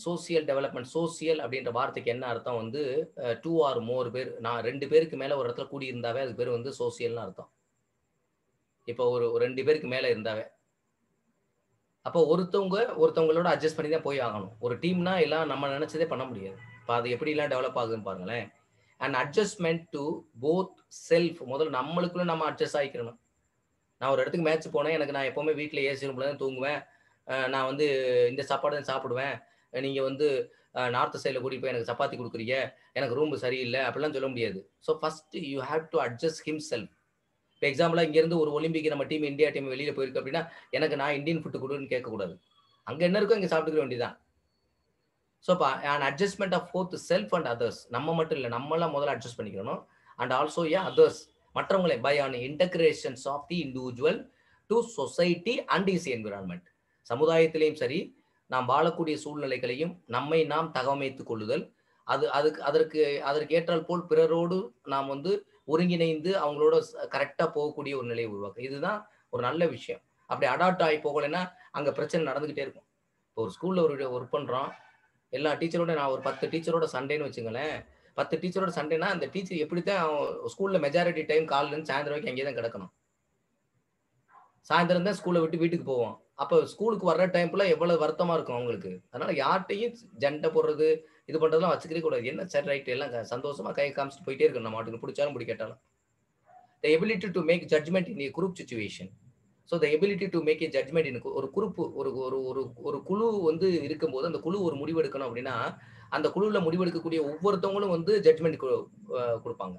So அப்ப the ability to make a judgment, correct judgment எடுக்கணும் அந்த குரூப்ல. ஸோ இந்த இதெல்லாம் வந்து சோசியல் டெவலப்மெண்ட்ல வருது. Learning to communicate with others. எப்படி மற்றவங்களோட நம்ம வந்து தொடர்பு கொள்ளணும், எப்படி அப்படி பேசணும் அவங்ககிட்ட. இப்போ வந்து கோச் கிட்ட எப்படி பேசணும், மேனேஜர்ட்ட எப்படி பேசணும், ஹெட் ஆஃப் தி இன்ஸ்டிடியூஷன் எப்படி பேசணும், நம்மளோட சக டீச்சர்ட்ட எப்படி பேசுறது, நம்மளுடைய குழந்தைகள்ட்ட எப்படி பேசுறது. So these are the social qualities. So learning to communicate with others, the ability to exchange and evaluate the idea within a group. The ability to exchange. சில பேருக்கு நாலேஜ் இருக்கும். ஆனா அந்த குரூப்ல அவன் எக்ஸ்போசர் பண்ணவே மாட்டான். அப்ப இந்த வார்த்தை என்ன சொல்லுது? த எபிலிட்டி டு எக்ஸ்சேஞ்ச். எக்ஸ்சேஞ்ச் பண்றதுன்னா மற்றவங்களுக்கும் அந்த விஷயம் நம்மளுடைய எபிலிட்டியே குரூப்ல 10 பேர் சேர்ந்து ஒரு டீம் ஆட போறோம் அப்படின்னா, ஒரு 11 பேர் ஆட போறோம், இல்ல 6 பேர் ஆட போறோம், இல்ல 7 பேர் கபடியில ஆட போறோம் அப்படின்னா, அந்த 7 பேர் ஒருத்தர் இப்படித்தான் இப்படி ஆடணும் அப்படின்னு ஒருத்தர் எக்ஸ்சேஞ்ச் பண்ணணும். இதுதான் ஒரு சோசியல் குவாலிட்டிஸ். ஸோ அப்ப த ability to exchange and also மதிப்பிடுதல், எவாலுவேட் ஐடியா. நல்ல ஐடியாவை எவாலுவேட் பண்ணணும், மதிப்பீடு செய்யணும், எக்ஸ்சேஞ்ச் பண்ணணும் விதின் எ குரூப், அந்த குரூப்புக்குள்ள. ஸோ இதெல்லாம் social qualities. Then next the development of the social base. பேஸ்னா இங்க நிலைன்னு அர்த்தம். சமூக நிலை. அப்ப அந்த சமூக நிலை ஆஃப் பர்சனாலிட்டி. ஒரு சமூகத்துல நம்ம போகும்போது நம்மளுடைய பர்சனாலிட்டியை பார்ப்பான். பக்கத்து வீட்டுக்காரனோ, எதிர்த்த வீட்டுக்காரனோ, இல்ல நம்ம வேலை பார்க்குற இடத்துலயோ, நம்ம ஏதோ சும்மா சாதாரணமான ஒரு ட்ரெஸ் கோடோ, ஒரு பிஇடி அப்படின்னா, பிஇடி மாரி நல்லா இன் பண்ணி நல்லா எப்படி நம்ம எம்பிஏட் படிக்கும்போது நல்ல ஷூலாம் போட்டு போனோமோ, அது மாரி பார்க்கும்போது நம்மள வந்து ஒரு அப்படியே அவனே என்னென்ன பிஇடியா என்ன பிஇடிலாம் இப்படிலாம் இருப்பாங்களா? அப்படின்னு அவனே யோசிக்கணும். நம்மளே கட் ஷூ போட்டு போணும். நீட்டா இது பண்ணிட்டு போணும். நீட்டா அத நம்ம பார்த்தவனே அவனே சார் வணக்கம்னு நம்மள தூக்கணும். நம்ம போட்டு சும்மா வந்து ஒரு டீ ஷர்ட்ட போட்டு போயிட்டு ஒரு சும்மா ஒரு ட்ராக் சூட்ட போட்டு செருப்பு போட்டுக்கிட்டு கிரவுண்ட்லயே இறங்கவே கூடாது.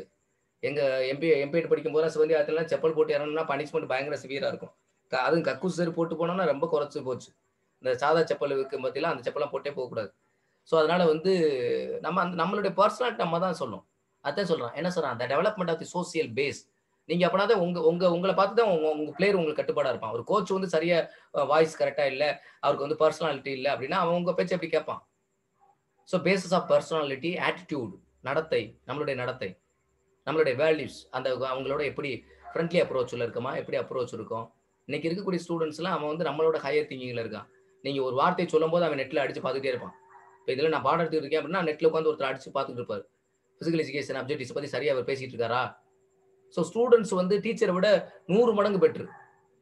அந்த லெவல்ல இருக்கிறான். அப்ப நம்ம எப்படி டெவலப் பண்ணிட்டு போகணும் அப்படின்னா, அந்த அளவுக்கு நம்மளுடைய வேல்யூஸ் இருக்கணும். In order to become functioning member of the society. அப்பனா தான் நம்ம அந்த சொசைட்டில நம்ம வந்து ஒரு ஆளுமை மிக்க ஒரு மெம்பரா நம்மளால இருக்க முடியும். சோ அப்ப சமூகத்துக்கு தகுந்தாப்புல நம்மளுடைய டெவலப்மென்ட் இருக்கணும். Next point, the development of a sense of belonging and acceptance by society. இது ரொம்ப முக்கியமான விஷயங்க. நான் நான் புடிச்ச முயலுக்கு 3 காலு தான் அப்படின்னு நிக்கவே கூடாது. The development of sense, belonging and acceptance by the society. சில சமயத்துல நம்மளுக்கு பிடிக்காத ஒரு விஷயமா இருந்தாலும் சொசைட்டி அதாவது எல்லாரும் வந்து அந்த இடத்துல வந்து இப்ப சொல்லுவாங்க. வெளிநாட்டுக்கு போனோம்னா, பாம்பு சாப்பிடுற ஊருக்கு போனோம்னா, நடுத்துண்டு நம்மளுக்குன்னு நெனச்சு சாப்பிட்டு போயிட்டே இருக்கணும். அதான் நான் சாப்பிட மாட்டேன்லாம் சொல்லக்கூடாது. அப்ப வந்து அந்த acceptance by the society. Society சொல்ற விஷயத்திலே சில சமயத்துல அக்செப்ட் பண்ணணும். பிலாங்கிங் டூ சென்ஸ் நம்மளுடைய அது அவங்கள வந்து ஓவர் கம் பண்ணணும் அப்படின்றத நம்ம நினைக்கக்கூடாது. So next point. The development the development the development of positive personality traits. Positive personality தான் நம்ம எல்லாத்துக்கும் அந்த குணங்கள் தான் நம்மளுக்கு இருக்கணும். சமுதாயத்தினுடைய மேன்மைக்காக நம்ம ஒர்க் பண்ணணும். அதே அளவுல நம்மளுக்கும் நம்ம நம்ம ஒர்க் பண்ணணும். ஒவ்வொரு இண்டிவிஜுவலும் டெவலப் ஆனாங்க அப்படின்னா, அந்த இண்டிவிஜுவல் டெவலப் ஆகும்போது, அங்க இருக்கக்கூடிய அந்த குழுக்கள் வளர்ச்சி ஆகும். அந்த குழுக்கள் அந்த அந்த கிராமம் வளர்ச்சி ஆச்சு அப்படின்னா, அந்த நாடு வளர்ச்சி ஆகும். அந்த நாடு வளர்ச்சி ஆச்சுன்னா, அந்த தேசம் வளர்ச்சி ஆகும். ஸோ இப்படித்தான் அந்த ப்ராசஸ் இருக்கு. Next point. ஒரு டீம்ல இருக்கக்கூடிய ஒருத்தனோட ஆட்டிட்யூட் நல்லா இருக்கு. 12, 11 பேரோட ஆட்டிட்யூட்னா டீம் வின் ஆக போகுது. அவ்வளவுதான். அதான் positive turn. Learning for constructive use of leisure time. இது ரொம்ப முக்கியமான விஷயம். இப்ப வந்து சோசியல் டெவலப்மென்ட்ல இப்ப வந்து போலீஸ்க்குலாம் ஒரு 6 மணி நேரமோ, ஏதோ 7 மணி நேரமோ வச்சிருக்காங்க. அந்த டைம் ஒர்க் பண்ணா அடுத்த 8 மணி நேரம் அவங்களுக்கு ஃப்ரீ.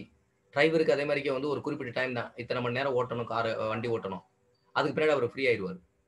ஆனா அந்த லெஸ்ஸர் டைம நம்ம சரியா ஹேண்டில் பண்ண முடியாதவங்க தான் இன்னைக்கு நெறைய பார்த்தோம்னா போலீஸ் டிபார்ட்மெண்ட்ல சூசைட் பண்றாங்க அப்படின்னா, என்ன காரணம் அப்படின்னா, அந்த அ டைம நம்மளுக்கு வந்து சரியா லெஸ்ஸர் பண்ண தெரியும். எந்த டயத்துல எதுக்கு டைம் ஒதுக்கணும்.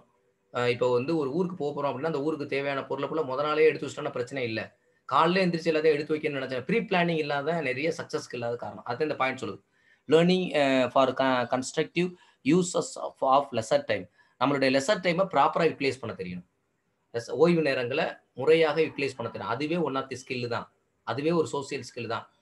லெஸ்ஸர் டைம் நம்மளுக்கு இன்னைக்கு நெறைய இருக்கு அப்படின்னா, 24 மணி நேரம் நான் டிவியே பார்த்துக்கிட்டே இருக்கணும்னு பார்த்துக்கிட்டு இருக்கக்கூடாது. டிவி 1 ஹவர் பார்த்தோமா, தூக்கி போட்டு பாடத்த படிச்சோமா, ஒரு 1 மணி நேரம் டெஸ்ட் எழுதி பார்த்தோமா, ஏதாவது ஒரு புத்தகத்த கொஞ்ச நேரம் ரீட் பண்ணோமா. So you have to plan according your lesser time. Lesser time யாரு சரியா பிளான் பண்றானோ, அவன் தாங்க சக்சஸ் ஆளா வருவான். சனி ஞாயிறு லீவுனா சனி ஞாயிறு அப்படியே போய் குப்புற படுத்து அப்படியே தூங்கிறது.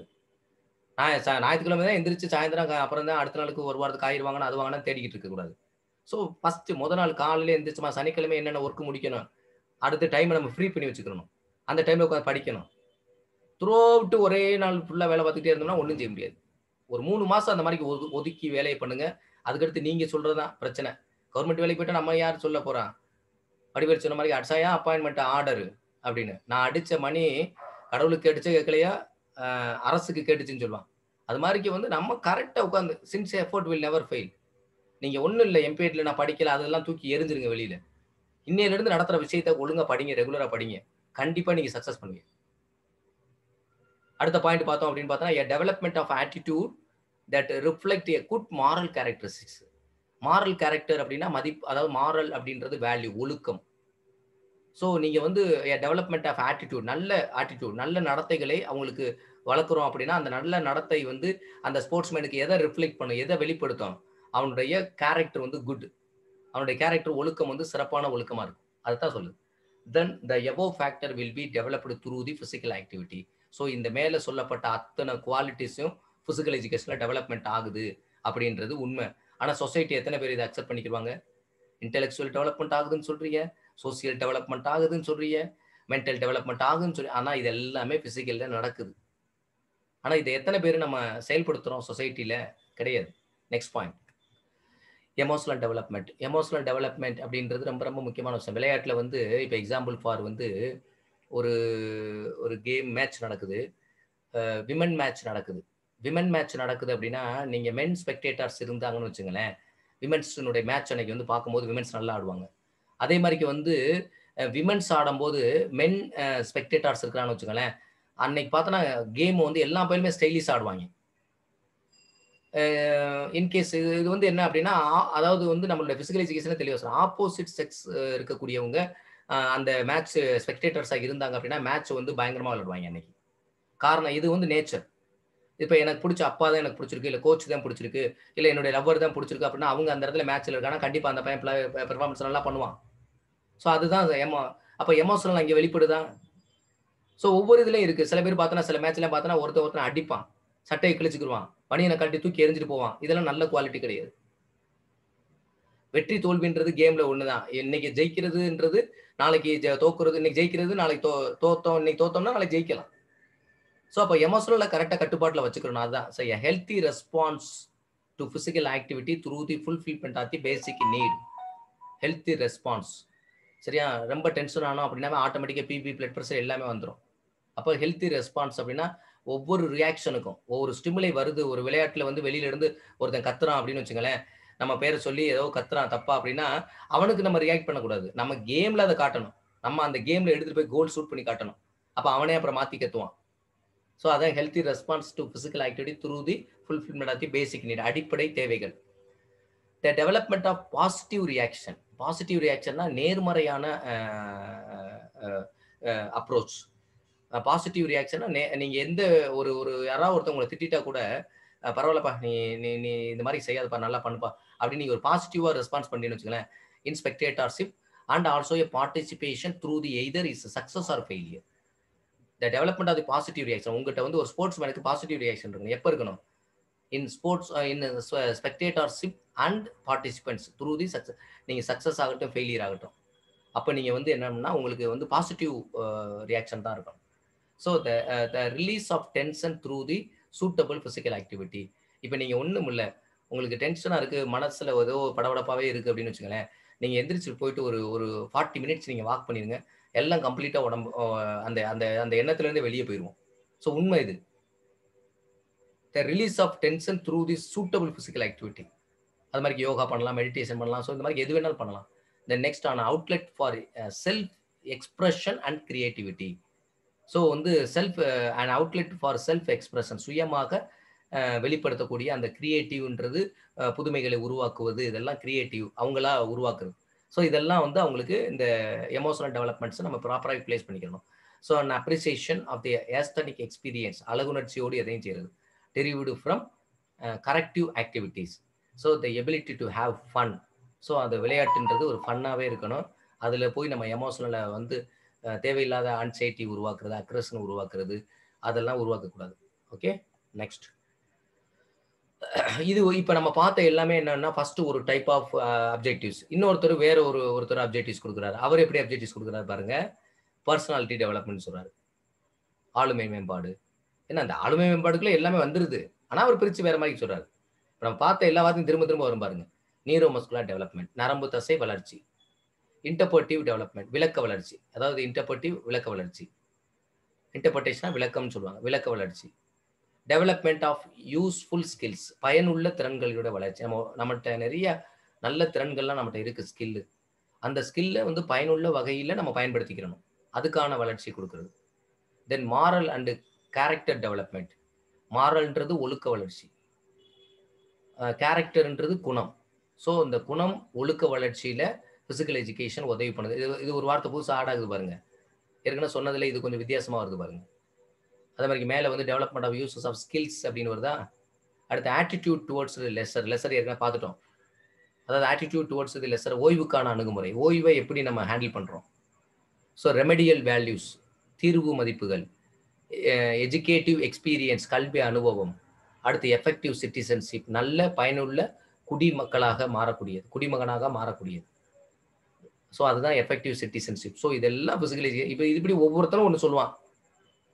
நீங்க அப்ஜெக்டிவ்ஸ் வந்துருச்சு அப்படின்னா 2 வந்து இதுல ஏதாவது உங்களுக்கு சம்மந்தப்பட்ட வந்தா அடுத்த 3 4 சம்மந்தப்பட்டதா தான் இருக்கணும். அதனால நீங்க எல்லாத்தையுமே கம்பைன் பண்ணிக்கங்க. எந்த மனிதனுடைய வேல்யூவை பத்தி எது பேசினாலும் அது வருதுன்னு அர்த்தம். இந்த 5 மட்டுமே வச்சுட்டு பார்க்க கூடாது.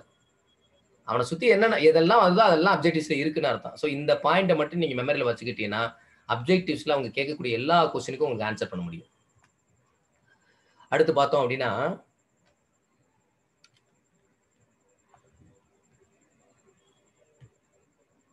Main objectives of physical education. So இது மெயின் அப்ஜெக்டிவ்ஸ் அப்படி கிடையாது.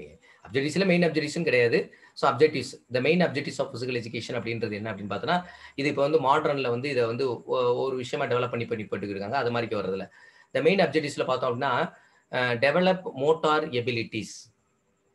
லைக் மோட்டார் எபிலிட்டிஸ்னா மோட்டார் எபிலிட்டிஸ் எதெல்லாம் சொல்றான்? Strength, speed, endurance, coordination, flexibility, agility and balance, as they are important aspects for good performance in different games and sports. So the main objectives of physical education அப்படின்னா முதல்ல objectives of physical education ஜென்ரலா எதை பத்தி பார்த்தோம்? ஒரு மனிதனுடைய wholesome டெவலப்மெண்ட்ல எல்லாத்தையும் பார்த்தோம். இப்போ இந்த இடத்துல பர்டிகுலரா ஒரு மெயின் அப்ஜெக்டிவ்ஸ் அப்படின்னு வச்சுங்களேன். இந்த பிசிக்கல் எஜுகேஷன் எதை இண்டிகேட் பண்ண வருது அப்படின்னா ஒரு மோட்டார் டெவலப்மெண்ட், நம்ம உடம்புல இருக்கக்கூடிய அதாவது மோட்டார் எபிலிட்டிஸே டெவலப் பண்றது, அதான் இங்க சொல்றோம். மெயின் அப்ஜெக்டிவ் இது எல்லாமே டெவலப் பண்றது தான். எல்லாமே வளர்ச்சி ஆகுது. பிசிக்கல் வளர்ச்சி ஆகுது, மென்டல் வளர்ச்சி ஆகுது, சோசியல் வளர்ச்சி ஆகுது, எல்லாம் வளர்ச்சி ஆகுது. பட் ஆனா இந்த இடத்துல நம்மளுக்கு என்ன சொல்ல வர்றான் அப்படின்னா மெயின் டெவலப்மெண்ட் எப்படின்னு பார்த்தோம்னா இது something is relevant with motor abilities. ஏன்னா ஒரு செயல் இல்லாம எதுவும் செய்ய முடியாதுல்ல. செயல் கரெக்டா செய்யணும் அப்படின்னா மோட்டார் எபிலிட்டிஸ் நம்மளுக்கு சரியா இருக்கணும். அப்ப அந்த மோட்டார் எபிலிட்டிஸ்ல இந்த எல்லா குவாலிட்டிஸை பத்தி பேசுறான். ஸ்ட்ரென்த்ல, ஸ்பீடு, கோஆர்டினேஷன். ஸோ இதுதான் மெயின் அப்ஜெக்டிவ்ஸ்னு பேசுறான். ஸோ முதல்ல அப்ஜெக்டிவ்ஸ்னா என்னன்னு தெரிஞ்சுக்கங்க. ஸோ மெயின் அப்ஜெக்டிவ்ஸ் அப்படின்னா ஒரே ஒரு பாயிண்ட் தான், டு டெவலப் மோட்டார் எபிலிட்டிஸ். அந்த மோட்டார் எபிலிட்டிஸ்னா எதெல்லாம் உள்ள வருது அப்படின்னு பார்த்தோம்னா ஸ்ட்ரென்த், ஸ்பீடு, என்டியூரன்ஸ் எதெல்லாம் எல்லாமே வரும். கோஆர்டினேஷன், ஃபிளெக்சிபிலிட்டி, எஜிலிட்டி, பேலன்ஸ் எல்லாமே உள்ள வரும். ஸோ இந்த இடத்துல ஒரே வார்த்தை மெயின் அப்ஜெக்டிவ்ஸ்னா என்ன சொல்லணும்? To develop motor abilities. ஏன்னா மோட்டார் எபிலிட்டிஸ்ன்றது எந்த செயலை செய்யணும், எந்த ஆக்ஷன் பண்ணாலும், மூவ்மெண்ட் பண்ணணும்னாலும் மோட்டார் எபிலிட்டிஸ் நம்மளுக்கு இருக்கணும். அதான் சொல்லியிருக்கான். நெக்ஸ்ட்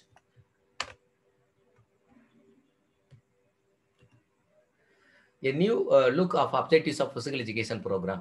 இப்போ வந்து நியூ அப்ஜெக்டிவ்ஸ் இப்போ வந்திருக்கு. இதெல்லாம் பழைய புத்தகத்துல தான் இந்த நம்ம இப்போ இது வரைக்கும் பார்த்ததெல்லாம் இருக்கும்.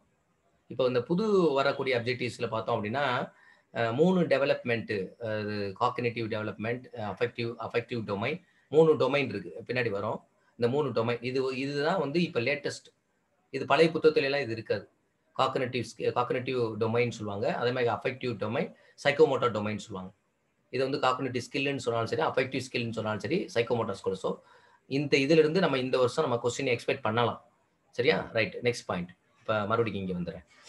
இப்போ வந்து physical education teacher must enhance their students in athletic, motivating the lessons that will build their physical literacies while developing the skills in the 3 domains of learning and health related fitness. 2 விஷயம் சொல்றான். என்ன சொல்றான்? Development skill என்ன சொல்றான்? 3 domains. Physical domain, அதாவது பார்த்தோம்ல, cognitive domain, affective domain and psychomotor domain. அந்த 3 டொமைனை பத்தி பேசுறான். அடுத்து செகண்ட் என்ன சொல்றான்? 3 domains and health related fitness. So இதெல்லாம் இப்போதைக்கு இருக்கக்கூடியதுல நியூ பிசிக்கல் எஜுகேஷனுடைய அப்ஜெக்டிவ்ஸ்ல இது சொல்றான். சரியா? அதைத்தான் தமிழ்ல கீழே போட்டிருக்கு. ஆசிரியர்கள் தங்கள் மாணவர்களை உண்மையான ஊக்கமளிக்கும் பாடங்களில் ஈடுபடுத்த வேண்டும். அவை கற்றல் மற்றும் உடல்நல தொடர்பான உடற்பயிற்சி, அதாவது சைக்கோமோட்டார் அறிவாற்றல். சைக்கோமோட்டார்ன்றது ஃபர்ஸ்ட் பாயிண்ட். சைக்கோ அப்படின்னா மனம், மோட்டார் அப்படின்றது மோட்டார் ஸ்கில், சரியா? செயல் நரம்புன்னு சொல்றோம்ல, அதுதான் சொல்றோம், சரியா? அடுத்து காக்னிட்டிவ் அப்படின்னா என்ன? அறிவாற்றல். அடுத்து வந்து அஃபெக்டிவ் அப்படின்றது பாதிப்பு. அஃபெக்டிவ்னா பாதிப்பு அப்படின்னா அது அஃபெக்ஷன் மீன்ஸ் அட்ராக்ஷன், நெருக்கம் அப்படின்றத பத்தி பேசுறது. அது என்னன்றது பின்னாடி பார்ப்போம், சரியா? ரைட். இப்ப 3 பாத்துங்க, 3 விஷயம் போட்டிருக்கு. இதுல இன்னும் கொஞ்சம் முன்னாடி வரும். ஃபர்ஸ்ட் வந்து என்ன அப்படின்னா, ஃபர்ஸ்ட் ஸ்கில் உள்ள இருக்கு பாத்தீங்களா? இந்த இதுல பாருங்க.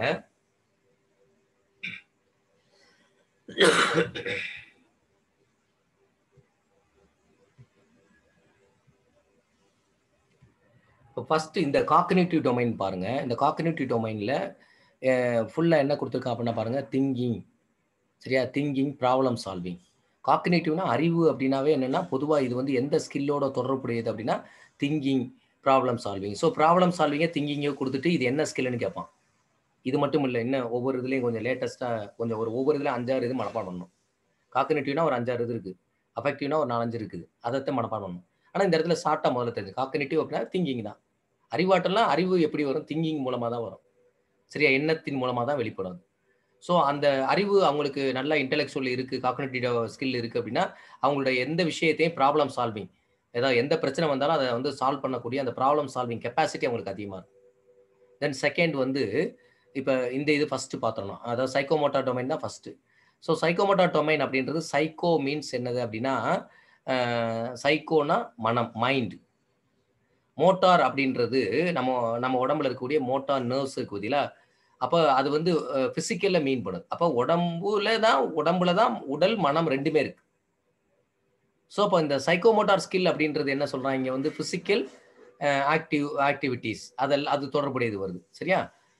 நெக்ஸ்ட் அத பத்தி இன்னும் கொஞ்சம் விரிவா நான் அப்புறம் பின்னாடி சொல்றேன்.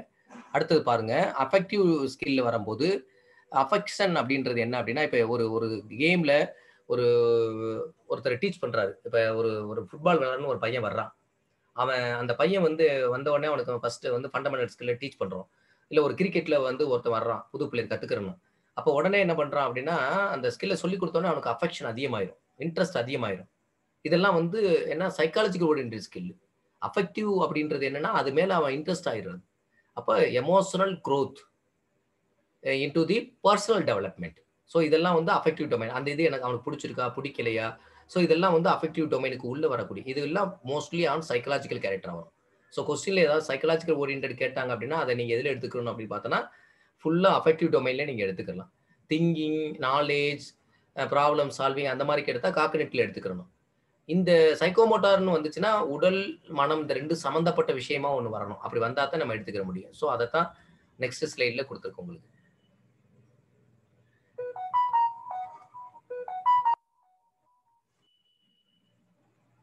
இப்ப பாருங்க, ஃபர்ஸ்ட் வந்து காக்னிட்டிவ். எனக்கு வந்து முதல்ல நான் இப்போ ஒரு ஸ்கில்ல நான் டீச் பண்றேன்னா, இப்போ உங்களுக்கு ஈஸியா புரிய வைக்கிறேன் 3யும் சேர்த்து.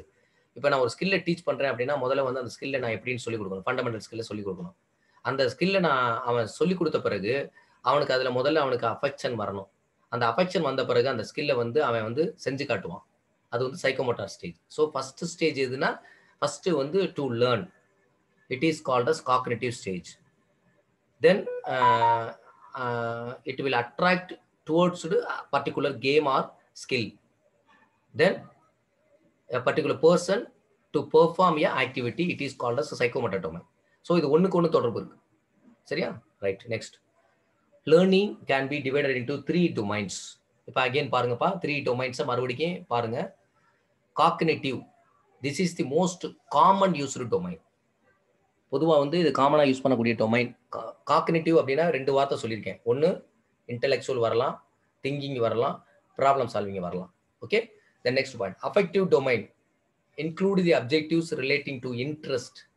நான் சொன்ன பத்தியில ஒரு ஸ்கில்ல டீச் பண்ண அவனுக்கு முதல்ல இன்ட்ரெஸ்ட் வரணும், அவனோட ஆட்டிடியூட் இதை கத்துக்கணும்னு நினைக்கணும். And values relating to learning the informations. அப்ப அஃபெக்ஷன் வர வைக்கணும்னா டீச்சருடைய எஃபெக்ட் தான் இருக்கு, டீச்சருடைய கையில தான் அது இருக்கு. இப்போ நான் வந்து பாடம் வந்து நான் சரியா நடத்தல, சும்மா ஏதோ பொழுதுபோக்குறதுக்காக ஏதோ ஒரு 10 நிமிஷம் பேசிட்டு 10 நிமிஷம் ஜோக் சொல்லிட்டு நான் போறேன் அப்படின்னு வச்சுக்கலேன், வர வர பார்த்தோன்னா கழுதை தேஞ்சு கட்டருமான மாதிரிக்க வந்து ஸ்ட்ரென்த் அப்படியே கீழே குறைஞ்சி ஃபால் ஆன் ஆகிட்டே இருக்கும். ஒரு நல்ல டீச்சர்னா அந்த கிளாஸ் ரூம்ல ஃபுல் ஸ்ட்ரென்த் இருக்கு அப்படின்னா நல்ல டீச்சருக்கு அழகு அதுதான். ஸோ அப்போ வந்து அஃபெக்டிவ் டொமைன் ஆர்வம், அணுகுமுறை மற்றும் தகவல்களை கற்றுக்கொள்வது தொடர்பான மதிப்பு குறித்தான குறிக்கோள்களை உள்ளடக்கியதாக இருக்கிறது. இதுதான் affective domain. The next one, psychomotor. This domain focuses on motor skills and motor actions. நான் சொன்னேன் பார்த்தீங்களா, நீங்க கத்துக்கிட்ட பிறகு ஒரு ஸ்கில்ல அதான் முதல்ல வந்து ஃபர்ஸ்ட் வந்து அறிதல். அறிதல் பிறகு அஃபெக்ட் ஆகுறது, ஆர்வம் வர்றது, அந்த ஆர்வத்தை செய்யறதுக்கு பேரு motor skill R action that require physical coordinations. So அதுக்கு என்ன தேவை? உடல் கோஆர்டினேஷன் தேவை. அதனால தான் உடல் மனம் ரெண்டு சம்பந்தப்பட்ட விஷயம். ஸோ மோட்டார் ஸ்கில்னு வந்தாலும் சரி, ஆக்ஷன் வந்தாலும் சரி, ஸோ ரெண்டு சேர்ந்து வர்றது சைக்கோ மோட்டார். ஸோ மோட்டார் திறன்கள் மற்றும் உடல் ஒருங்கிணைப்பு தேவைப்படும் செயல்களை கவனம் செலுத்தக்கூடிய தன்மைகள் வந்து இதில் கொடுக்கப்பட்டிருக்கு. ஸோ இந்த 3 டொமைன்ஸ்ல உங்களுக்கு புரிஞ்சிருச்சா அப்படின்னா இருங்க, அதுக்கடுத்து டொமைன்ல ஏதாவது கொடுத்துருக்கான்னு பார்ப்போம். ஸோ இப்போ மோட்டார் ஸ்கில் அப்படின்னா என்னென்ன அப்புறம் பார்ப்போம். ஏன்னா மோட்டார் ஸ்கில்னு கொஸ்டின் வரும். அதனால ஸோ இப்போ எனக்கு என்னன்னா சாட் பாக்ஸில் நான் இது வரைக்கும் எல்லாத்துக்கும் கேட்டுட்டே போவேன், பண்ணல. இந்த அப்ஜெக்டிவ்ஸ்ல உங்களுக்கு எல்லாத்துக்கும் புரிஞ்சிருக்கு அப்படின்னா எஸ் அப்படின்னு கொடுங்க.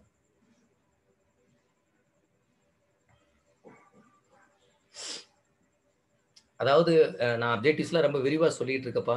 மற்றவங்களாம் அப்ஜெக்டிவ்ஸ்னா ஏதோ 5 நிமிஷம் சொல்லுவாங்க. நான் 1/2 மணி நேரம் அப்ஜெக்டிவ்ஸ் பற்றி உங்களுக்கு சொல்லிட்டு இருக்கேன்னா திரும்ப திரும்ப உங்களுக்கு புரியணும் அப்படின்றதுக்காக தான் சொல்றேன். புரியலைன்னா சொல்லுங்க, திரும்ப கூட நான் இந்த கிளாஸ் அகைன் நான் எடுப்பேன். இப்போ உங்களுக்கு புரியல அப்படின்னா ஒன்ஸ் ஒரு ரவுண்ட் போன பிறகு. ரைட். Domain meanings.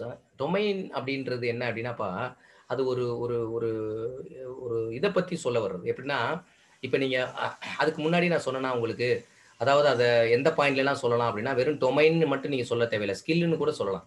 அந்த படம் வரும்போதே நான் சொல்லலைன்னா பாருங்க, டொமைன் நம்ம சொல்கிறோம்னா டொமைனுக்கு பதிலாக டொமைன் சொல்லாமல் ஸ்கில்னு கூட சொல்லலாம். சரி, டொமைன் அப்படின்றது அது ஒரு பார்ட். ஒரு டொமைன், முழு டொமைன் இருக்குன்னு வச்சுங்களேன். அதில் வந்து இது ஒவ்வொன்றும் ஒரு பார்ட். ஒரு ஆப்பிளை கட் பண்ணி 3 பங்காக கட் பண்ணுறோம் அப்படின்னா ஒவ்வொரு பார்ட்டும் ஒரு விஷயம். இப்போ எக்ஸாம்பிள் ஃபார் வந்து உங்களுக்கு டொமைன் அப்படின்னா, இப்போ எக்ஸாம்பிள் இன்டர்நெட்டில் உங்களுக்கு ஸ்பேஸ் வாங்கணும் அப்படின்னா அது பேர் டொமைன் சொல்லுவாங்க. அந்த டொமைனில் வந்து EDU டொமைனில் வாங்கணும் அப்படின்னா தான் நம்ம வந்து அதுக்கு வந்து அந்த ஸ்பேஸ் நம்மளுக்கு ப்ரொவைட் பண்ணுவாங்க. ஸோ அது ஒரு பர்டிகுலர் ஸ்பேஸை பற்றி இண்டிகேட் பண்ணக்கூடியது. நெக்ஸ்ட், அப்படி ஒன்று அந்த டொமைன்னா என்னென்னு கொஸ்டின் கேட்க மாட்டாங்க, அதனால நீங்கள் வந்து பயப்பட வேணாம். அடுத்து மோட்டார் ஸ்கில். மோட்டார் ஸ்கில் எப்படி டெவலப் பண்ணுறதுன்னா பை ப்ராக்டிஸ். பிஜியில் அடிக்கடி கேட்டுக்கிட்டு இருக்கான், எப்படி வந்து ஒரு மோட்டார் ஸ்கில்லை வந்து பெர்ஃபெக்ஷனாக கொண்டு வர முடியும் அப்படின்னு பார்த்தோன்னா பை ப்ராக்டிஸ் பண்ண தான் மோட்டார் ஸ்கில் டெவலப் பண்ணும். மோட்டார் ஸ்கில்ல கேட்கக்கூடிய கொஸ்டினுக்கு பொதுவாக நிறைய பேரால் ஆன்சர் பண்ண முடியாது.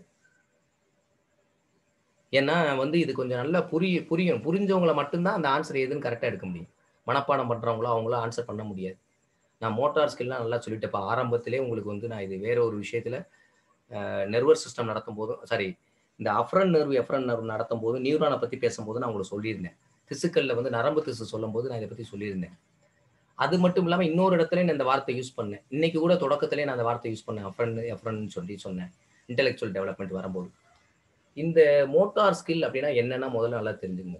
இப்போ நான் இங்கேருந்து அப்படி குதிக்கிறேன், இல்லை நான் இங்கேருந்து ஒரு பொருளை இப்படி தூக்கி எறிகிறேன், இல்லை இந்த புத்தகத்தை எடுத்து இந்த புத்தகத்தை எடுத்து இந்த பக்கம் இப்படி வைக்கிறேன், இல்லை இந்த புத்தகத்தை எடுத்து இந்த பக்கம் வைக்கிறேன், இல்லை ஏதோ ஒரு செயல் செய்கிறேன்னு வச்சுக்கோங்களேன்.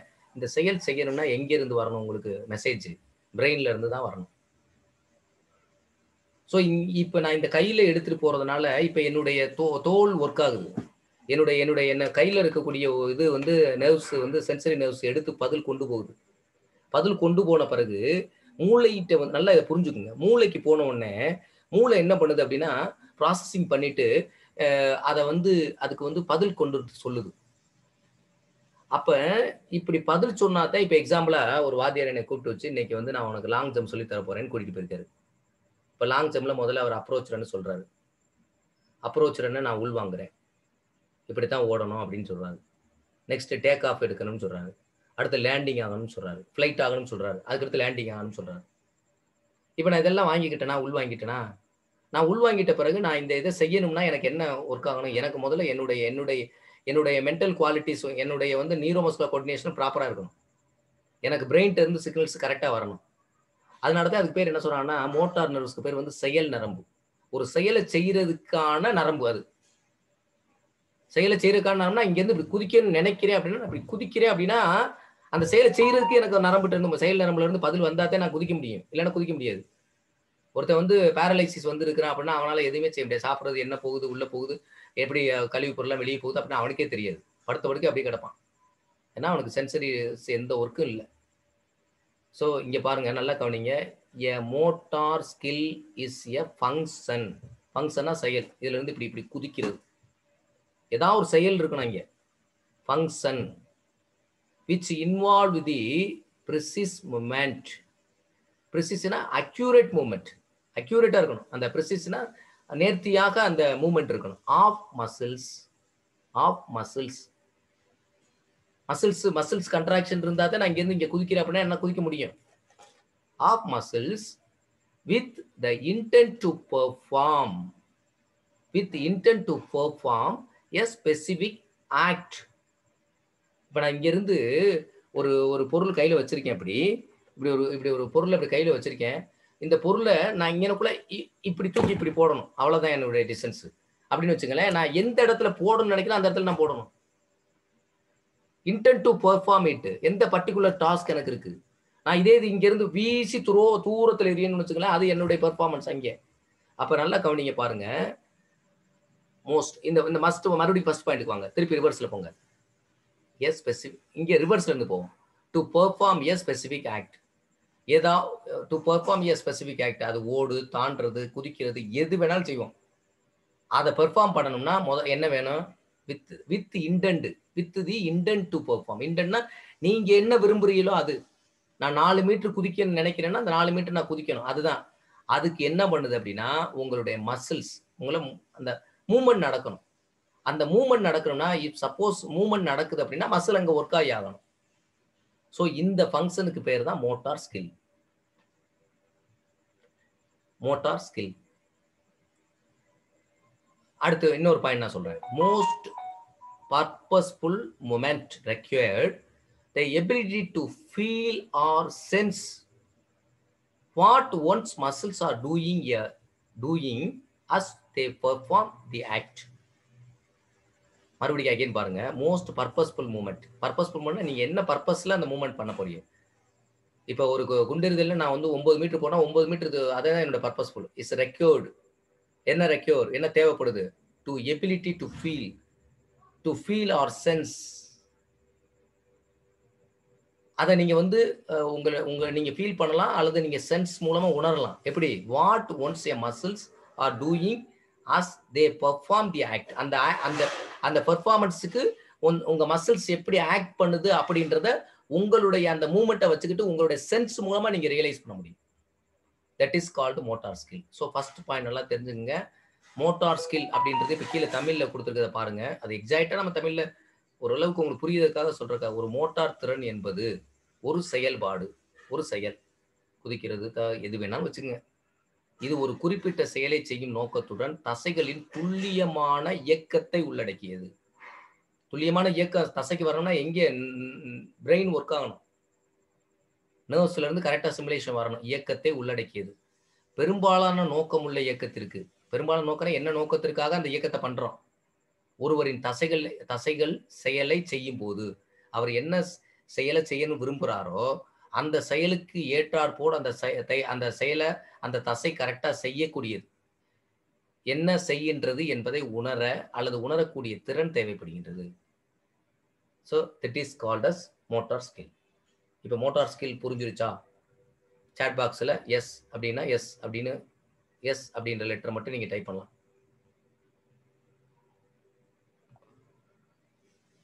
Very good.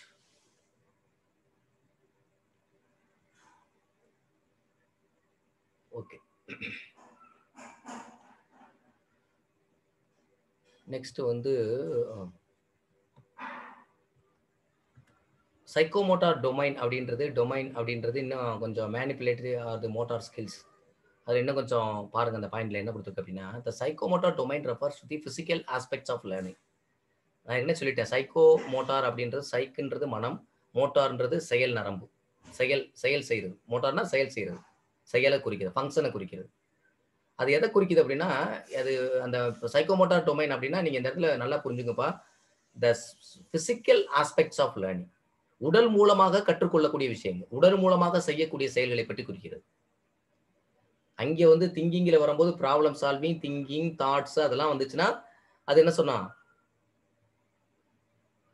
இன்டெலெக்சுவல் டொமைன், என்ன சைக்கோமோட்டார் டொமைன், அஃபெக்டிவ் டொமைன், இன்னொரு டொமைன் என்ன டொமைன் கொடுத்திருந்தோம்? டைப் பண்ணுங்க. இன்னொரு டொமைன் என்ன? அதுக்குள்ளேயே மறந்துருச்சு. சார்ட்ல கொடுத்திருந்தேன்ல. Okay, cognitive domain. Very good. So cognitive domain. அப்போ காக்னிட்டிவ் டொமைன்னா அந்த விஷயம். அஃபெக்டிவ் டொமைன்னா ஃபுல்லாக சைக்கலாஜிக்கல் கேரக்டரா வரணும். வெறும் சைக்கலாஜிக்கல் கேரக்டர் மட்டும் தான் வரும் அது. அவனுக்கு பிடிச்சிருக்கணும், ஆர்வம் இருக்கணும், இன்ட்ரெஸ்ட் இருக்கணும். இதெல்லாம் அவனுடைய சம்மந்தப்படி. அப்போ அதில் வந்து ஏதாவது ஒன்று கேட்டு இது என்ன டொமைன் கேட்டான்னா நீங்கள் மனப்பாடம்லாம் பண்ண வேணாம். அதனால தான் நான் இதை திரும்ப திரும்ப சொல்லிட்டு இருக்கேன். ஏன்னா இதில் இந்த தடவை நம்மளுக்கு கொஸ்டின் கேட்கறதுக்கு சான்சஸ் இருக்கு. அப்ஜெக்டிவ்ஸ்ல இருந்து அப்படி கேட்ட நியூ அப்ஜெக்டிவ்ஸ்ல இருந்தா கொஸ்டின்ஸ் வரதுக்கு சான்சஸ் இருக்கு இந்த டொமைன்லாம். ஏன்னா லேட்டஸ்ட் இன்னைக்கு வந்து ஹையர் எஜுகேஷன்ல இது சம்பந்தமா அதிகமா வந்து நிறைய செமினார்ஸ், கான்ஃபரன்சஸ் எல்லாம் இதை பத்தி பேசிக்கிட்டு இருக்காங்க. அதனால இது இந்த பாயிண்ட் கரெக்டா ஞாபகம் வச்சுங்க. தென் இப்ப சைக்கோமோட்டர் டொமைனா இந்த இடத்துல நீங்க மறுபடியும் புரிஞ்சுக்கிறதுக்காக சொல்றேன். Refer to the physical aspects of learning. It addresses the motion, reflexes, and how muscles are enhanced during physical activity. In your physical education classes, you can help the students build a number of psychomotor skills.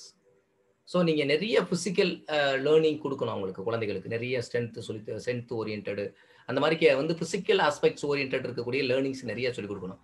So psychomotor skills including the reflexive skills, perceptual ability and complex high order skills that require a combination of physical ability to yield a motion. மோஷன்றது செயல். அந்த ஒரு கற்பிட்ட அந்த செயலை செய்யறதுக்கு, அந்த yield ஆகுறதுக்கு நீங்க எந்த அளவுக்கு வந்து உங்களுடைய ஆக்டிவிட்டிஸ் நீங்க வந்து கொடுக்குறீங்க அப்படின்றதுதான் இந்த சைக்கோமோட்டார் டொமைன்ல சொல்லப்படக்கூடிய விஷயம். ஸோ தமிழ்ல மறுபடியும் பாருங்க. சைக்கோமோட்டார் களம் கற்றலின் உடல் அம்சங்களை குறிக்கின்றது. இது இயக்கம், அன்னிச்சை மற்றும் உடல் செயல்பாடுகளின் போது தசைகள் எவ்வாறு ஈடுபடுகின்றன என்பதை குறிக்கின்றது.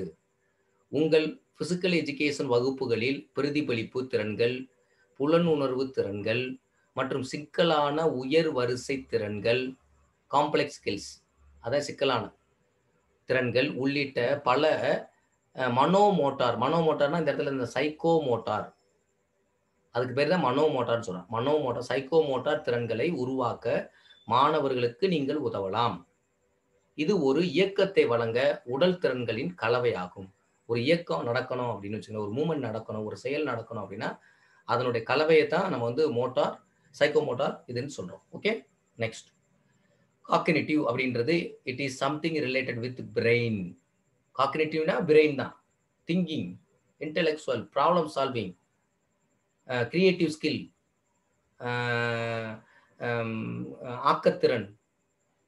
ஆக்கத்திறன் வர்றது, நுண்ணறிவு திறன் வர்றது, இது எல்லாமே என்ன அப்படின்னா பிரெயின் ஓரியன்ட். இங்க பாருங்க, இது வந்து என்னது, பாடி ஓரியன்ட். கவனிங்கப்பா, இங்க நோட் பண்ணி வச்சுங்க. அதுல இருக்கா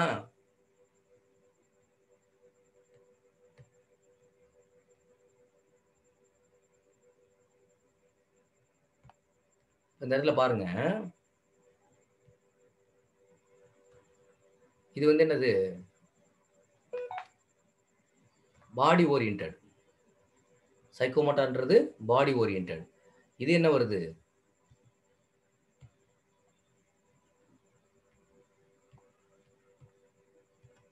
இதுல பாருங்க பிரெயின் ஓரியன்ட். இது வந்து பிரெயின் ஓரியன்ட்.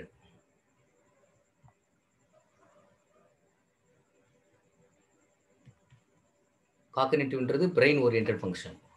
அடுத்தது பார்த்துருவோம்.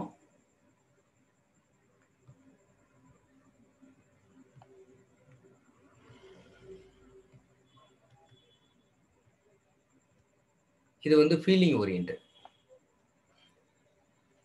இப்போ இதை வச்சு உங்களுக்கு புரிஞ்சுக்கிடுச்சா? இப்போ இதை வச்சுக்கிட்டே நீங்க வந்து என்னன்னா இதுக்கு கீழே வரக்கூடியது, இப்போ பாருங்க இந்த அட்டவணையில் கடைசியில் கொடுத்துருக்கோம் பாருங்க, இது மனப்பாடம் பண்ணியிருக்கணும். கண்டிப்பா நீங்க மனப்பாடம் பண்ணிக்கணும். காக்னிட்டிவ்னா அதுல எதெல்லாம் வருது, knowledge, comprehension, applications, analysis, synthesis and evaluation, these are coming under the cognitive. இதெல்லாம் பாருங்க பிரெயின் சம்பந்தப்பட்ட விஷயமா இருக்கும். இதெல்லாம் இவ்வளவுதான் மனப்பாடம் பண்ண தேவையில்லை. அப்படி இல்லைன்னா கோட் வேர்டு வச்சுங்க. கேசிஏஏ எஸ்இ அப்படின்னு வச்சுங்க. அதே மாதிரி அதுக்கு வரும்போது RRVOC அப்படி நான் வச்சுக்கிட்டு அந்த லெட்டர்ஸ் வந்தா எடுத்துக்கலாம். ஆனா இதெல்லாம் எனக்கு தெரிஞ்சு மனப்பாடம் பண்ண தேவையில்லை. என்னைய பொறுத்தளவு காக்னிட்டிவ்னா அது குடுத்திருக்கிறது வந்து அறிவு சம்மந்தப்பட்ட நாலேட்ஜ் அறிவு சம்மந்தப்பட்டது. காம்ப்ரிஹென்ஷன்ன்றது அறிவு சம்மந்தப்பட்டது தான். அப்ளிகேஷன் எப்படி அப்ளை பண்றதுன்றது அறிவு சம்மந்தப்பட்டது. அனாலிசிஸ் அறிவு சம்மந்தப்பட்ட விஷயம்.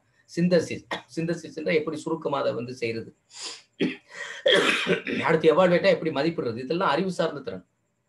இது பாருங்க அஃபெக்டிவ் டொமைன்ல பாருங்களேன்.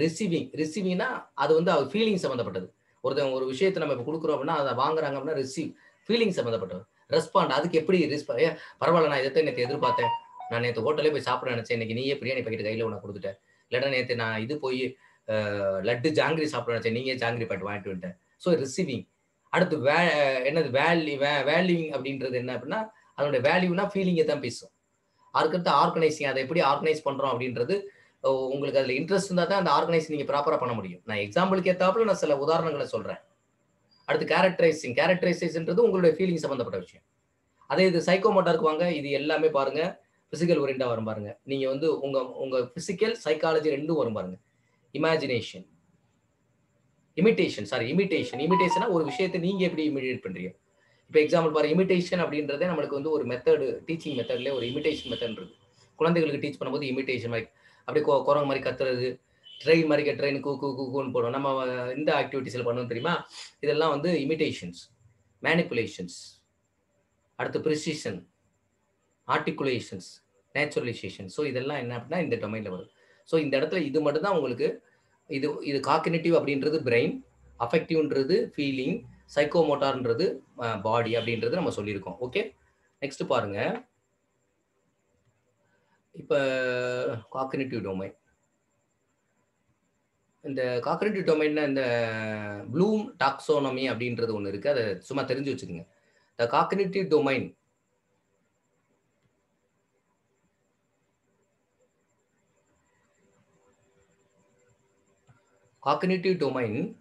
addresses the development of the content knowledge.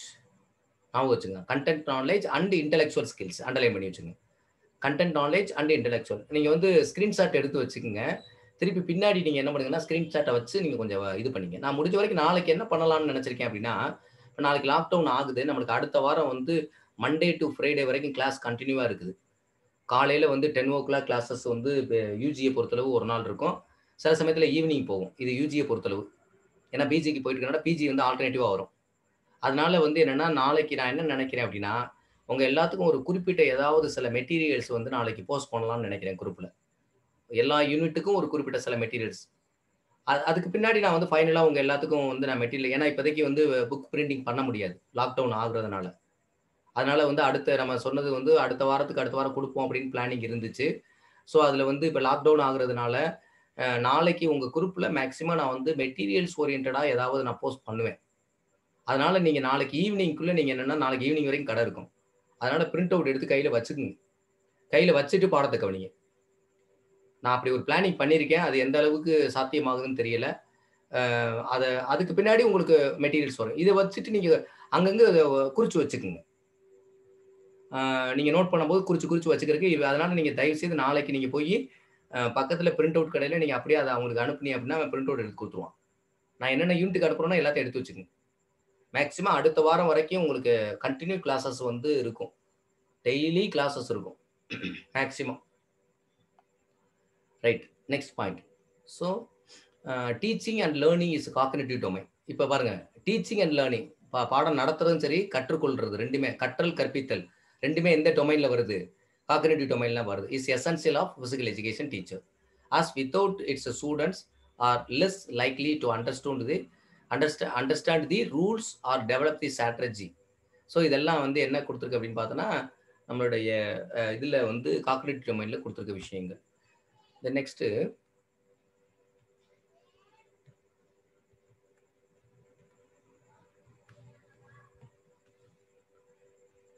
இது தமிழில் சொல்லணுமா அப்படின்றது தெரியல. நீங்கள் சொல்லணும் அப்படின்னு சொன்னீங்கன்னா நான் தமிழில் புரியலை அப்படின்னு, ஏன்னா நான் அப்போதுலேருந்து திரும்ப பல வழிகளில் உங்களுக்கு இந்த விஷயத்தை புரிய வச்சுக்கிட்டு இருக்கேன். இதை தமிழ் நான் சொல்லணுமா அப்படின்றது வேணும் அப்படின்னா எஸ் அப்படின்னு கொடுங்க. நோ. Very good. எஸ். சரி, தமிழ்லேயே சொல்லிடப்பா, ஒன்றும் பிரச்சனை இல்லைப்பா. அறிவாற்றல் களம் உள்ளடக்கிய அறிவு மற்றும் அறிவுசார் திறன்களுடைய வளர்ச்சியை குறிக்கிறது. இது வந்து அறிவுசார் திறன்களுடைய வளர்ச்சியை குறிக்குது. அறிவாற்றல் களத்தில் கற்பித்தல் மற்றும் கற்றல் கற்பித்தல், டீச்சிங் அண்ட் லேர்னிங் பிசிக்கல் எஜுகேஷனுக்கு இன்றியமையாதது. அது இல்லாமல் மாணவர்கள் விதிகளை புரிந்து கொள்வது அல்லது செயல்பாடுகள் அல்லது விளையாட்டு மற்றும் விளையாட்டுகளில் சிறந்து விளங்க உத்திகளை உருவாக்குவது குறைவு. ஸோ வந்து நம்மளுக்கு வந்து அறிவாற்றல் தன்மை இல்லை அப்படின்னா, திங்கிங் பவர் நம்மளுக்கு இல்லை, ப்ராப்ளம் சால்விங் மெத்தட்ஸ் நம்மகிட்ட இல்லை அப்படின்னா, இந்த கற்றல் கற்பித்தல் இதில் ரூல்ஸ் அண்ட் ரெகுலேஷனோ மற்ற விஷயங்களையோ ஆக்டிவிட்டிஸோ நம்மளால் புரிந்து கொள்ளவே முடியாது. அது குறைவு அப்படின்னு சொல்கிறாங்க. ஸோ அது வந்து நம்மளுக்கு தேவை. ஸோ ஆரோக்கியமான இயக்கங்கள் குறித்து மாணவர்களுக்கு அறிவை வளர்ப்பதற்கான கருவியாக, இப்போ ஆரோக்கியமான காலத்தில் இந்த கருவி இதை வளர்ப்பதற்கான கருவியாக யார் ஒருத்தர் சொல்கிறாரு, அதாவது வந்து ப்ளூமின் வகை பிரித்தலை பயன்படுத்தலாம் அப்படின்னு ஒரு ப்ளூமின் வகைப்பாடு அப்படின்றது சும்மா தெரிஞ்சுக்க. காக்னிட்டிவ் டெவலப்மெண்ட்டுக்கு வரக்கூடிய இந்த பிசிக்கல் ஆக்டிவிட்டி எப்படி டெவலப் பண்ணுறதுக்கு அந்த ப்ளூமின் டாக்ஸானமி அப்படின்றது ஒன்று இருக்குது. அதை பற்றி சும்மா தெரிஞ்சு வச்சுங்க, அவ்வளோதான். அடுத்து இதுதான் 3 நம்ம பார்த்துட்டோம் ஏற்கனவே அதை பற்றி.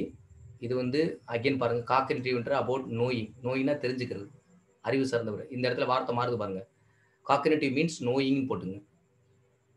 ஸோ சைக்கோமோட்டார்ன்றது ஸ்கில், அதான் ஆக்ஷன் சொன்னோம். அதே மாதிரி அஃபெக்டிவ்னு கேட்டோம்னா அபவுட் ஆட்டிடியூட் அண்ட் ஸ்கில்ஸ், ரெண்டுமே. ஆட்டிடியூட்ன்றது சைக்காலஜி ஓரியன்ட் வந்துடும். ஸோ அண்ட் ஸ்கில் ரெண்டுமே உள்ள வரும். இந்த இடத்துல ஸ்கில் மட்டும்தான் வரும், இந்த இடத்துல ரெண்டுமே சேர்ந்து வருது பாருங்க. அடுத்து அஃபெக்டிவ் டொமைன்னா feeling. The affective domain focuses on students' feeling, attitude, and values about the movement. Learning is the domain. It's different to measure because it takes place internally. However, you can use the Blooming affective taxonomy. அங்க வந்து ப்ளூமினுடைய cognitive taxonomy use பண்ணோம். இந்த இடத்துல ப்ளூமின் affective taxonomy in new windows as a guide to observe your students. Learning for starters focuses on a student's ability. So students உடைய ability நீங்க focus பண்றதுக்கு நீங்க வந்து இந்த ப்ளூமின் டாக்ஸானமியை யூஸ் பண்ணலாம் அப்படின்ட்டு சொல்லியிருக்காங்க. ஸோ அதே தமிழில் பாருங்க, பாதிப்புக்குரிய களம் மீன்ஸ் இட் அஃபெக்டிவ் டொமைன். மாணவர்களுடைய உணர்வுகள், அணுகுமுறைகள் மற்றும் இயக்கம் பற்றிய மதிப்புகள் ஆகியவற்றில் கவனம் செலுத்துகின்றது. இந்த இடத்துல வந்து மாணவர்களுடைய அவங்களுடைய உணர்வு, அவங்களுடைய புரிதல், அவங்களுடைய அந்த ஃபீலிங்ஸை பற்றி தான் பேசுது. இந்த களத்தில் கற்றலை அளவிட கடினமாக உள்ளது. இங்கே வந்து லேர்னிங்கை வந்து அவ்வளோ சீக்கிரமாக நம்ம மெஷர் பண்ண முடியாது. ஏனெனில் அது உள்ளே நடைபெறும். ஏன்னா ஃபீலிங்ன்றது அவனுடைய ஃபீலிங் எல்லாரும் வெளியில சொல்ல மாட்டாங்க. ஸோ நடைபெறுகிறது. இருப்பினும் உங்கள் மாணவர்களுடைய கற்றலை கண்காணிப்பதற்கான வழிகாட்டியாக புதிய சாளரத்தில் ப்ளூமினுடைய பாதிப்பு வகைபிரித்தலை பயன்படுத்தலாம். ஸோ ஆனால் நீங்கள் அந்த விஷயத்தை கண்டுபிடிக்கணும், அவனுடைய ஃபீலிங் எப்படி இருக்குன்னு கண்டுபிடிச்சா கூட இந்த ப்ளூமினுடைய அந்த வகைபிரித்தல் இதை நீங்கள் பயன்படுத்தலாம் அப்படின்ற விஷயத்த சொல்கிறாங்க. அடுத்து நெக்ஸ்ட், கவனம் செலுத்தும் போது திறன்களின் மீது கவனம் செலுத்துங்கள் மற்றும் இயக்கத்தினுடைய முக்கியத்துவத்தை மதிப்பிடுங்கள்.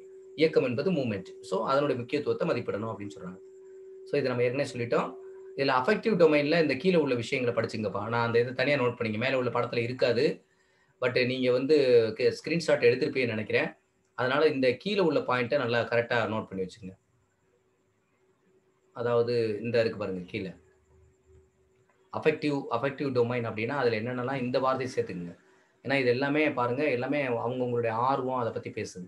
Interest, attitude, values and appreciations. So இதெல்லாம் வந்து அதை பற்றி பேசுது. ஸோ இதோட சேர்த்து இதையும் அஃபெக்டிவ் டொமைனில் எழுதிக்கிங்க.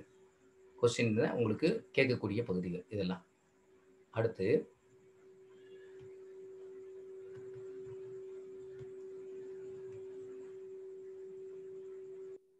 இது அகெயின் நான் உள்ள சொன்ன விஷயங்களுக்குள்ள அப்படி டேப்லெட் ஃபார்மில் இருக்கும். நீங்கள் வேணால் ஒரு ஸ்க்ரீன்ஷாட் எடுத்து வச்சுங்க.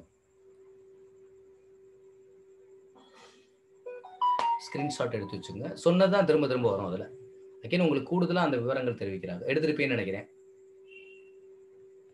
அடுத்து நெக்ஸ்ட் வந்து aim and objectives in different நம்ம சொன்னோம்ல எய்ம் அண்ட் அப்ஜெக்டிவ்ஸ் நம்ம படிச்சோம்ல முதல்ல. அதுல பாருங்க எய்ம்ன்றது வந்து அல்டிமேட் கோல். ஆனா பட் அப்ஜெக்டிவ்ன்றது இமிடியேட் கோல். அதனுடைய டிஃபரன்சியேஷன் தெரிஞ்சுக்கிறதுக்காக சொல்றேன். நம்ம aim and objectives of physical education படிச்சோம்ல. எய்ம்னா என்னன்னா ஆக்சுவலா அல்டிமேட் கோல். என்ன அல்டிமேட்டா என்ன ரீச் பண்ணணும்? அல்டிமேட் உன்னோட எய்ம் என்ன அப்படின்னு கேட்கிறோம்ல. அது வந்து ஒரு முதன்மையான நோக்கத்த பத்தி பேசுது. ஆனா இங்க வந்து இது வந்து இமிடியேட் கோல். அது ஒவ்வொன்னா அச்சீவ் பண்ணிக்கிட்டே போனோம்னா அந்த அல்டிமேட் கோல அடைஞ்சிடலாம். அடுத்து வந்து ஜென்ரல் இன் நேச்சர். எய்ம்ன்றது ஜென்ரல் இன் நேச்சர். பட் அப்ஜெக்டிவ்ஸ்ன்றது ஸ்பெசிபிக் இன் நேச்சர். இது வந்து ஜென்ரலா ஹோல்சம் டெவலப்மென்ட்னு ஜென்ரலா நம்ம சொல்லிருவோம். ஆனா அந்த அந்த ஜென்ரல் ஸ்பெசிஃபிக்கா வந்து எமோஷனல் டெவலப்மென்ட், பிசிக்கல் டெவலப்மென்ட் அப்படின்னு நீங்க ஸ்பெசிஃபை பண்ணுவோம். அதே பார்த்தீங்கன்னா ஹார்ட்லி ரியலைஸ்டு. இத வந்து ரியலைஸ் பண்றது ஹார்டா இத ரியலைஸ் பண்றது ஹார்டா இருக்கும். ஆனா பட் இது ஈஸிலி ரியலைஸ்டு. ஏன்னா இத வந்து பர்ட்டிகுலரா பிரிச்சு சொல்றதுனால. தென் நெக்ஸ்ட் இது வந்து இது 1 சிங்குலர்ன்னு சொன்னோம்னா எப்போதுமே வந்து அப்ஜெக்டிவ்ஸ்ன்றது 1. சாரி எய்ம்ன்றது 1 சிங்குலர் அப்படின்னு சொன்னேன். இதே இது வந்து இங்க வந்து அப்ஜெக்டிவ்ஸ்ன்றது ப்ளூரல், நியூமரஸ், நம்பரஸ். நம்பரஸ்னா என்னது? ப்ளூரல் ஃபார்ம்ல இருக்குன்னு அர்த்தம். ப்ளூரல்னா பல அப்படின்னு அர்த்தம். சிங்குலர்னா ஒன்று, ஒருமை. பன்மை அப்படின்னா ப்ளூரல் ஃபார்ம்ன்றது பன்மையை பத்தி பேசுறது. ஓகே. ஸோ இது வந்து அதனுடைய டிஃபரன்சியேஷன் கொடுக்கக்கூடியது. ஸோ நெக்ஸ்ட் அப்படின்னு பார்க்கும்போது நாளைக்கு நம்ம என்னன்னா உங்களுக்கு அடுத்த பார்ட்ல physical education in ancient Greece அதுல உள்ள டாபிக் விஷயத்தை நம்ம நாளை அடுத்த வகுப்புல உங்களுக்கு வந்து இந்த பீரியட்ஸை பத்தி இது வந்து எதுவும் நடத்தலைன்னு நினைக்கிறேன். ஐ திங்க் இது பிசிக்கல் எஜுகேஷன் ஏன்ஷியன்ட் கிரீஸ் நடத்திட்டோமா? எஸ் ஆர் நோன்னு போடுங்க. No sir. நோ நோ இதுக்கு தான் போட்டிருக்கீங்களா? அகைன் போடுங்கப்பா. நோன்னு போட்டிருக்கீங்க எல்லாரும். நடத்தலை. Right. Okay. Not yet. Okay. Not yet. Okay okay okay. I understood. Okay. இப்போ நான் பிசிக்கல் எஜுகேஷன் கிளாஸஸ் நடத்தும் போதெல்லாம் இந்த கிளாஸ்லாம் கண்டிப்பாக நீங்கள் வந்துடணுப்பா. இதுலலாம் யாரும் ஆப்சன்டிஸ் ஆகிடக்கூடாது இந்த கிளாஸ் அப்போ. ஏன்னா இது வந்து கிரேக்கத்தில் அதனோட வளர்ச்சி, கிரேக்கத்தில் இருக்கக்கூடிய முக்கியமான சிட்டி ஸ்டேட்டில் நிறைய சிட்டி ஸ்டேட்ஸ் இருக்குது. அதில் ஏதென்ஸ் அண்ட் ஸ்பார்ட்டா அப்படின்றது இந்த பிசிக்கல் எஜுகேஷன் டெவலப்மெண்ட்டில் நிறைய இருக்குது. இதில் நிறைய மெமரி ஓரியன்ட் கொஸ்டின்ஸ் இருக்குது. அதனால இந்த கிளாஸ் வந்து நம்மளுக்கு அடுத்து உங்களுக்கு செப்பரேட் கிளாஸ் போடும்போது physical education in ancient Greece தான் உங்களுடைய டாப்பிக்கில் இருக்கும். அதனால அதுக்கேற்றாப்புல உங்களுடைய பிளானிங் பண்ணிக்கோங்க.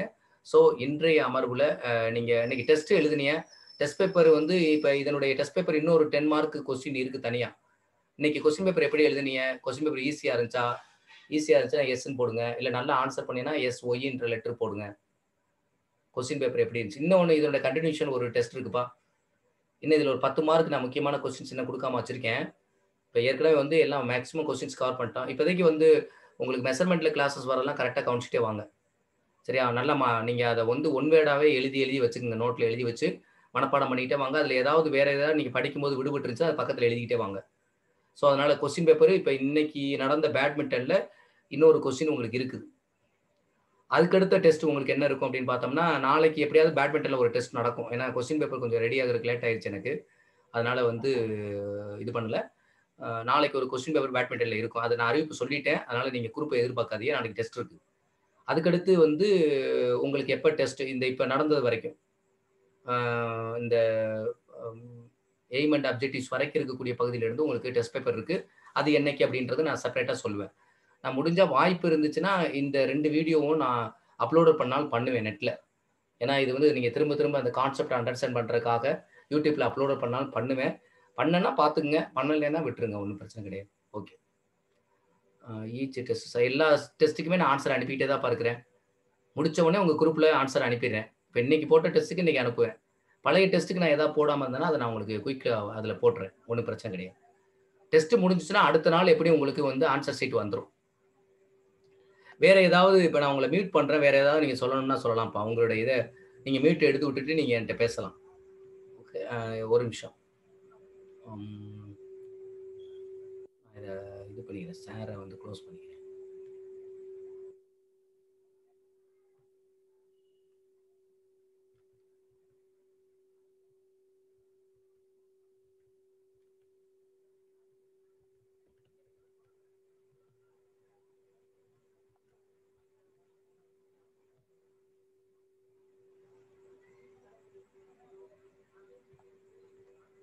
இப்போ நான் உங்களுக்கு எல்லாத்தையும் மியூட் வந்து இப்போ நீங்களே செல்ஃபாக மியூட் எடுத்து விட்டுக்கலாம். அதனால வந்து நான் மியூட் எடுத்து விட்றேன். ஏதாவது நீங்க வந்து இப்போ இது தொடர்பாக எதுவும் கொஸ்டின் கேட்கறதா இருந்தால் நீங்க கொஸ்டின் கேட்கலாம். இப்போ நான் உங்களுக்கு மியூட் எடுத்து விட்டேன். இப்போ நீங்களே செல்ஃபாக மியூட் எடுத்து விட்டுக்கிட்டு என்கிட்ட பேசலாம். Good evening sir. சொல்லுங்கப்பா. சார் இப்போ நேற்று கிளாஸ் சொல்லியிருந்தீங்க சார். ம். ஒரு 7:30 மணிக்கு மேல இன்ஃபார்ம் பண்ணிருந்தீங்க. நான் திரும்பி வந்து நேற்று ஒரு ஹாஃப் அன் ஹவர் வெயிட் பண்ண கிளாஸ் அட்டனே எனக்கு கொடுக்கல சார் நீங்க. இது வந்து நான் வந்து என்னன்னா நான் கிளாஸ் ஆரம்பிச்சிடுவேன். கோஆர்டினேட்டருக்கு நீங்க இமிடியேட்டா இல்ல கோஆர்டினேட்டர் சார், நமக்கு கோஆர்டினேட்டருக்கும் நேற்று இது பண்ணி